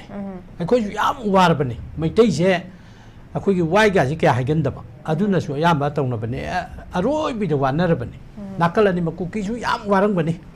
aduna aina manipur government gi leriba makoigi wisdom mata sina de manipur gi wari ba kaino myam se shop to bungam gane ba thajde maram aduna amuktang india government da manipur da leibo opposition ruling hai ba khaidana apun ba yam the united toiba amadi sincere roiba delegation lamana chief minister luchinga ga central government da achau ba senpham ma manipur gi wari ba myam se masi gi dong ta pbu haidana pu ban tab lem na pbu haidana manipur gi awa na myam ji wari li daga achau ba senpham lo ba changi maduna relief camp da leibo gi su awa ba relief camp da leito myam gi su shop to na ba makhan gi tongan ba kaino se activity si pangdok ta aduna masi da government na sincere ba changi adagi india government na mabuken cheng do mong da administration tauba governance tauba masi akoi praja da ware se khudamoina lan kapnari akoi iramdam gi integrity amadi iramdam gi akoi gi kaino se mang ba ya de na khun ngak pa mayam am lan kap yauri haba masi gu ba mayam se tanja phang ba ngayok sa phu gi nga pha ba do ni india government na nia tau na pha da khotna sum khun ngak pa mayam da awa ba ta hal iba mayam se masi akoi da yamna disadvantage oi ba posi india government advantage oi na tau bi possible tau bi gano manipur government masi angak pa loksing ama sinaraga masi gi pam da ba thodok se thon da ba phayai ningi natradi manipur ngan ba min ta le roi manipur gi government ki le ba security force machinery central government gi security gi miyoi singna lan sing ngak pi da ba gi khun ngak pa sing tholok pani central paramilitary forces singna nakal ani gi kaigum ba akoi gi pam da ba thodom tholok pa yeng ga le hai ba se koi social media da yam ure ba misam mi khai nai bi gi thong cha thei ji akoi khang ya ba maram aduna akoi sa gi lamdam ji kan da ba ya de ni khun nga ko myam tholai ne to sim mai problem je thon da ba phai lan gi matam sida government ani state government amadi central government sincere oi bam changi sen thungi phajaba package ma manipur gi myam je wahan da na bui dong da hona ba ma changi adugo marak sida state government ngamjunga moi da bada ga ke harau na bani haidana ko advertisement gi type ta na koi relic camp da le po chai cha koi government pulo lai ni ka hai bai wa ji to bi no maram di masina hana dagi thawai nungai ta na ningdon po ma ga yum mang hi bagi yum mai tha gi bagi khoi sau na lei ba mi sing do ma da khoi mohum da chain thin bai thabak ji to bi no ba maduna irang ji nong sum chathi ra ka ne ba ana hujik state government na thu bada peace shanti purak na bhona si koi chakau bu su yok chale ningon jing mamang da chakau na gi de handak ti ningon jing na hai ra puna da na yum da mabung paim lak chana do madu ge halak pa compact ta ko koi shanti ha do normal si hanjalak pa shanti ing tap pa ha do mabung pa jing na khudo loi na pirak pa do petai nu pi sing na manipui nu pi sing na pa mam ga den khale adu government na akan ba khongjang ma changjan bitare natana nga ki wena pangang da nga ga praja myam da sum moi them tor ga mitrang tor ga drama sana ga to bi tabak se to pi ro social media da madi manipur da phongi ba khoi gi pau che sing da i re drama cinema lep ki da government gi to bi drama myam si yeng ga khijere drama to bi no na ngasi ngarang jam kan ina re ba du government to ri khudimak se drama ne ji praja myam loi khange okay oza sumai na drama sana bi no aseng ba reality da changjan bi ro lebak siam wa re okay oza yam no ai jai drama sana ni sana biranu कोई थमोई सेंगा sincere ओइना चंगसिन बिरो हाइबा वाफम से appeal से ओजा दे थंबीदे अरोय बदा ओजा शांत लाग से ओजा ओजा मने हाना सो ओजा अखोगी ओजा मनाव तुन सो रोबे कोई क्लोजिंग रिमार्क्स से याम नमक दरकार ओइबे से कोई सिगी इकोनॉमिक सेटबैक्स दे कोई थोकलक के हाइ तारगदी तम तम थोकन पाम्बे से हाना आईडीपी सिंग सेटल तहनबा मागी मागी मफम जगह सिंग दा लोयना कोई थवोंग सिंग चथरक नबे दमकता अचौबा सेंटर गी दगी अचौबा पैसा सेनफम अमा पैकेज अमा दरकार ओइ अदुगा थमोइ सेंगना थबक तौबसिम जु दरकार ओइ हाबे पोसे थमे कोई लेंगाक पाइबे सिंगना अरोबेगे ओजना कमाइन थंबिनिगे ओजा चुब्रा कहीं IDP से मखल नहीं थोंग खाई अखोई सरकारी कर्मचारी होइबा IDP से कुकी ये सेंट्रल गवर्नमेंट की सर्विस तौबा अखोई IAS कुम कई से मखोई लोइन नुंगाई मपान लोइन चखरेबा ट्रांसफर तौदन खोतन सेंटर फम कागी बस यावरेबा अदो मैतेगिसु सरकारी थबक तौबा IDP से मुनि वादेबा खरा हंदेबा लुरिदी अखोई मसाना अखोई हाती हाती सुरो साजरम मिसिजे मसी थबक सुम लेक्तबदुनेबा हाइदी मखोइना अखोई चिंगदगी लाकपा मतमदा ममलाक सिदा हाना पाथोक्तन लेरबा अखोई थबक सुबई केनो म्यामदो मदम हापचलकदा मखोई सिदे मु मसाजु नुवाइतबा डिप्रेशन जु तौरपा मम तौबसिना मिमांग थोकपुसु मक्तबा मतो मखोई सिने बे याम वारिस अदुना IDP सिदा अखोई हाइबा मखनी IDP सिंसे अगी सरकारी थबक तौदबा मनाई अखोई हजिरा सुर चाजरबा लाइरबा अखोई सरकारी थबक फंगदबा म्यामसे मखोई सिने वारिदि सरकारी थबक फंगबा म्यामदुसे मखोई चुराचांपुर लेबा मोरेदा लेबा मैती थबक थोंग म्यामदो इम्फाल लोई लाकांदा मखोई क्वार्टर सु पीदे लोई तौरिबको अदुना मखोईदी अखोई होय मोई अवाबदी लेनी मखोई मोई मरमदम कनो तौदु अदु अखोइनी यंगदौदी माई मयुम थादोगा अतोप ममदा थबकसु फंगदबा अदुगा मीजु खंगनमसु लेतबा ए थबक सुबमसु लेतबा मयाम सिदा अखोइना करमाइन हिंगदगी हाइबदो ngasiगी अखोई लेंगासिना खनबिगदौनेबा अदुना आई ngasai पंजगजिबा सिगी मै सुसिदने अखोइना हंदक 16 फाइनेंस कमीशन की फुल टीम लाकदुसि मणिपुर अखोई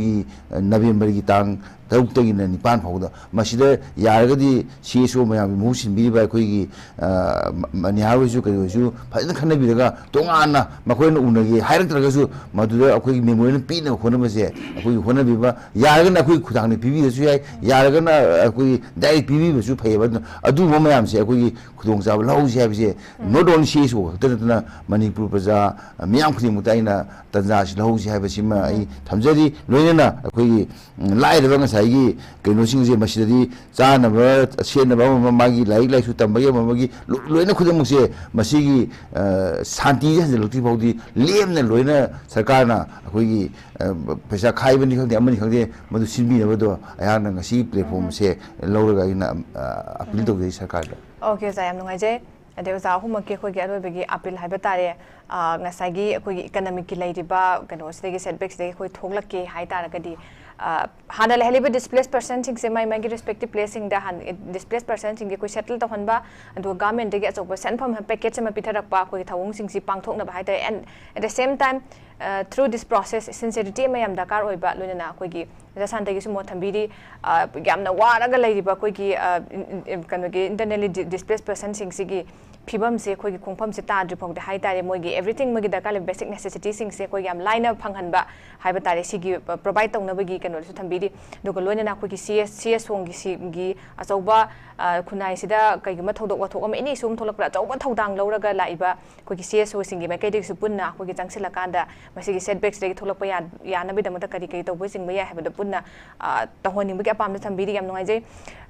विथ दिस नोट ngasiगी कोई डायलॉग के प्रोग्राम असि मतंग से लोइजरे कोई खिरा मसिदा खननेनबदा हौबदन लोफों सरुक याबिदुना चिनबा थवाई क्या काइथोपि हाइरा काना पुंफान बेबेदमक्ता काइखमजिरबे पेनेलिस्ट अहुमक ओजा शांता ओजा मनाउतो नमदि ओजा मन हाइबो नोटिस विंडो टीवी के मेकेडी अमुका सो हना हना थकत फोंदोकचरी ngasi ke damakte de khoi program asi matang asi lojere hayeng ku sungsoi soi dana pungpham simakta lamda mase thoibe tongan tongan ba thodo wathok singi matang da khanna ne na bigi tanja du notice window dialogue ke forum na puduna lakjegi miyam sungsoi soi dana meeting tabiyu punong pomuka hana khurumjari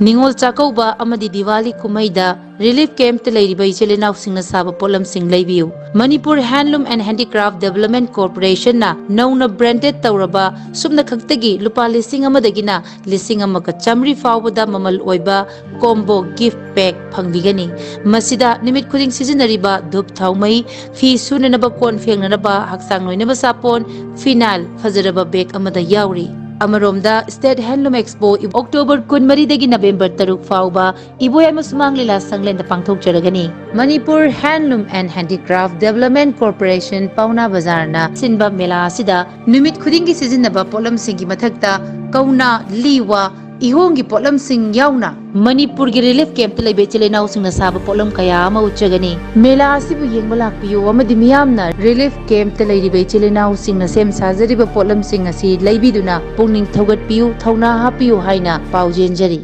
पैसा यामना लेजतबा मीसिंगी हाइदि लाइरबसिंगी दमक्तदि यामना खुदोंसाय अखोन tuition fee P हादुना सिदा education मोगी system सिदा फजना सोयब खोदब केमता लेते फजना तंबी hospital अमदा doctor अमना माइ पाकनब होनरप मतमदा हाइथोय सिंथोयरबा paramedics अमदि health care technician सिंगी अचौब थौदांग ले JR Institute of Medical Sciences ta degree amadi diploma in MLT OTT RIT diabetes management clinical nutrition asina chingba paramedical gi field da yamna thak wanglaba education amadi hands on training pizari Pharmacy Council of India na approve tawraba pharmacy ki diploma course su yamna affordable oiba fee structure da pizari